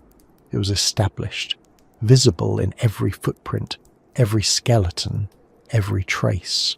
To stand at the threshold between Triassic and Jurassic would have been to see contrast in stark relief. Behind you, a world of struggle, of small dinosaurs darting in shadows, of rivals vying for power in a restless climate. Before you, a horizon of giants, of forests reshaped by herds, of seas filled with new hunters, of skies alive with wings. The world that waited was larger, greener and richer, and it was ready for the dynasty that had survived the darkness. The Jurassic horizon was not just the next chapter, it was the true beginning of the age of dinosaurs as we imagine it. The small, fragile survivors of the Triassic had endured catastrophe, and now they stepped into a world built for their expansion. Their takeover was complete, and the horizon stretched endlessly before them. If you could stand beneath the night sky of the Triassic, you would see something both familiar and unfamiliar. The stars themselves would be the same, the constellations shifted slightly by time, but shining with the same cold light, scattered across the same black canvas. Above you, the Milky Way would still stretch like a band of pale mist, a reminder of the vastness beyond Earth. What would feel different would be everything beneath those stars. The forests, the deserts, the rivers, the creatures, the very air in your lungs. And yet to pause there, beneath that ancient sky, is to realize that all of it, every insect hum, every reptile call, every step of a dinosaur on soft soil, was part of the same long story we still inhabit. The stars have seen it all. The Triassic was a time of fragility and renewal. It began in silence, in the aftermath of the greatest extinction the Earth had ever known. Nearly all complex life had been erased at the end of the Permian, leaving behind a wounded planet. Slowly, painfully, life returned. Plants spread their roots into red soils, insects buzzed across floodplains, amphibians croaked in shallow rivers. Reptiles tested new shapes, some growing armoured shells, others stretching their limbs into efficient strides. Dinosaurs appeared almost quietly, small and forgettable at first, their presence just one more experiment in a world already full of experiments. For tens of millions of years, nothing about them suggested destiny. Crurotarsans seemed stronger. Amphibians still claimed the waterways. Mammal ancestors endured in their burrows, modest but resilient. Dinosaurs were only shadows in the background, their steps light and their lives uncertain. Yet survival is its own kind of strength, and as the Triassic world buckled under volcanoes and climate swings, their adaptability became the one trait that mattered most. When the skies darkened in the great extinction at the end of the period, it was dinosaurs who emerged in greater numbers than before. Survival became supremacy, and supremacy would carry them into the next age. To look back on that now is to see more than just bones in stone. It is to see the delicate balance of chance and resilience that shapes every life. Dinosaurs did not conquer their world by sheer might. They inherited it because they were prepared, even unknowingly, for catastrophe. They had lungs efficient enough to handle thin air, postures strong enough to travel across deserts, diets flexible enough to endure scarcity. They had patience written into their biology, the patience to wait out rivals, the patience to endure until the Earth itself gave them the stage. And the Triassic was not only about dinosaurs, it was about the forests of conifers that stood without flowers, about cycads that spread leathery leaves into the heat, about ginkgos whose fan-shaped foliage still grows in our cities today. It was about insects rebuilding their numbers, beetles chewing wood, dragonflies flashing across rivers. It was about amphibians holding on, their croaks echoing against the backdrop of deserts and monsoons. It was about crocodile kin that nearly became the rulers of Earth, only to be undone by extinction's roll of the dice. The Triassic was not a single story, but 1,000, woven together under skies that burned red with dust by day and shimmered with starlight by night. When we think of time on this scale, it can feel overwhelming. Hundreds of millions of years, entire lineages rising and falling, continents moving like slow rivers of rock. And yet, beneath the stars, it is also intimate. A Kelophysis chasing an insect across a riverbank, its feet pressing into soft mud. A Plateosaurus stretching its neck to reach needles at the top of a conifer. A small mammal ancestor scurrying into a burrow, carrying food in its cheek pouches. Each of these lives was lived in moments no different from ours, with breaths drawn, choices made, risks taken. They did not know they were part of something vast. They simply lived. The stars above the Triassic watched it all unfold. They saw the silence after the Permian extinction. They saw the return of green to barren soil. They saw reptiles rise, forests spread, insects swarm. They saw the eruptions that darkened the skies and the extinctions that followed. They saw dinosaurs step into the roles that would define the Mesozoic. And in those same stars, if you look up tonight, you see what they saw. The constellations may be different in arrangement, shifted by the slow drift of time, but the light is the same. We share the sky with the Triassic. This is what reflection beneath ancient stars can give us. The sense that we are not separate from this story, but part of it. The same Earth that struggled through fire and silence then is the Earth beneath our feet now. The same sky that looked down on Plateosaurus looks down on us. The same resilience that carried life forward carries us too. The Triassic is not gone. It echoes in the ginkgos that still unfurl their leaves each spring, in the crocodiles that bask on river banks, in the birds that fill our skies, their wings the legacy of feathered dinosaurs. Even in ourselves, mammals whose ancestors once hid in shadows, there is an echo of that ancient age. And perhaps that is why the Triassic matters, even though it lies so far back in time. It reminds us that dominance is fragile, that survival is never guaranteed, that every empire of life is built first on the ability to endure. It reminds us that catastrophe reshapes worlds, but also that life returns, stubborn and inventive, ready to fill whatever space is left. The Triassic was an age of beginnings, of experiments, of resilience tested and rewarded. Beneath its stars, the blueprint of the Mesozoic was written, and we are still living in the chapters that followed.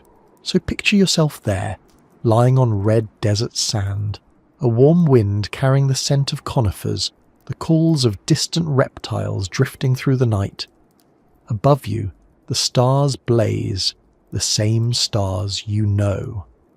Around you, life hums with fragility and promise. Dinosaurs are only shadows now, but their footsteps are already pressing into history. The world is restless, volatile, alive with change. And in the silence between the sounds of insects and the crackle of shifting earth, you can almost hear it, the beginning of an empire that will last for ages.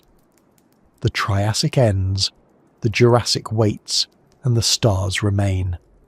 Ancient witnesses, unblinking, constant, casting their light on worlds that rise and fall beneath them. They watch the dinosaurs take their first uncertain steps. They watch them seize supremacy.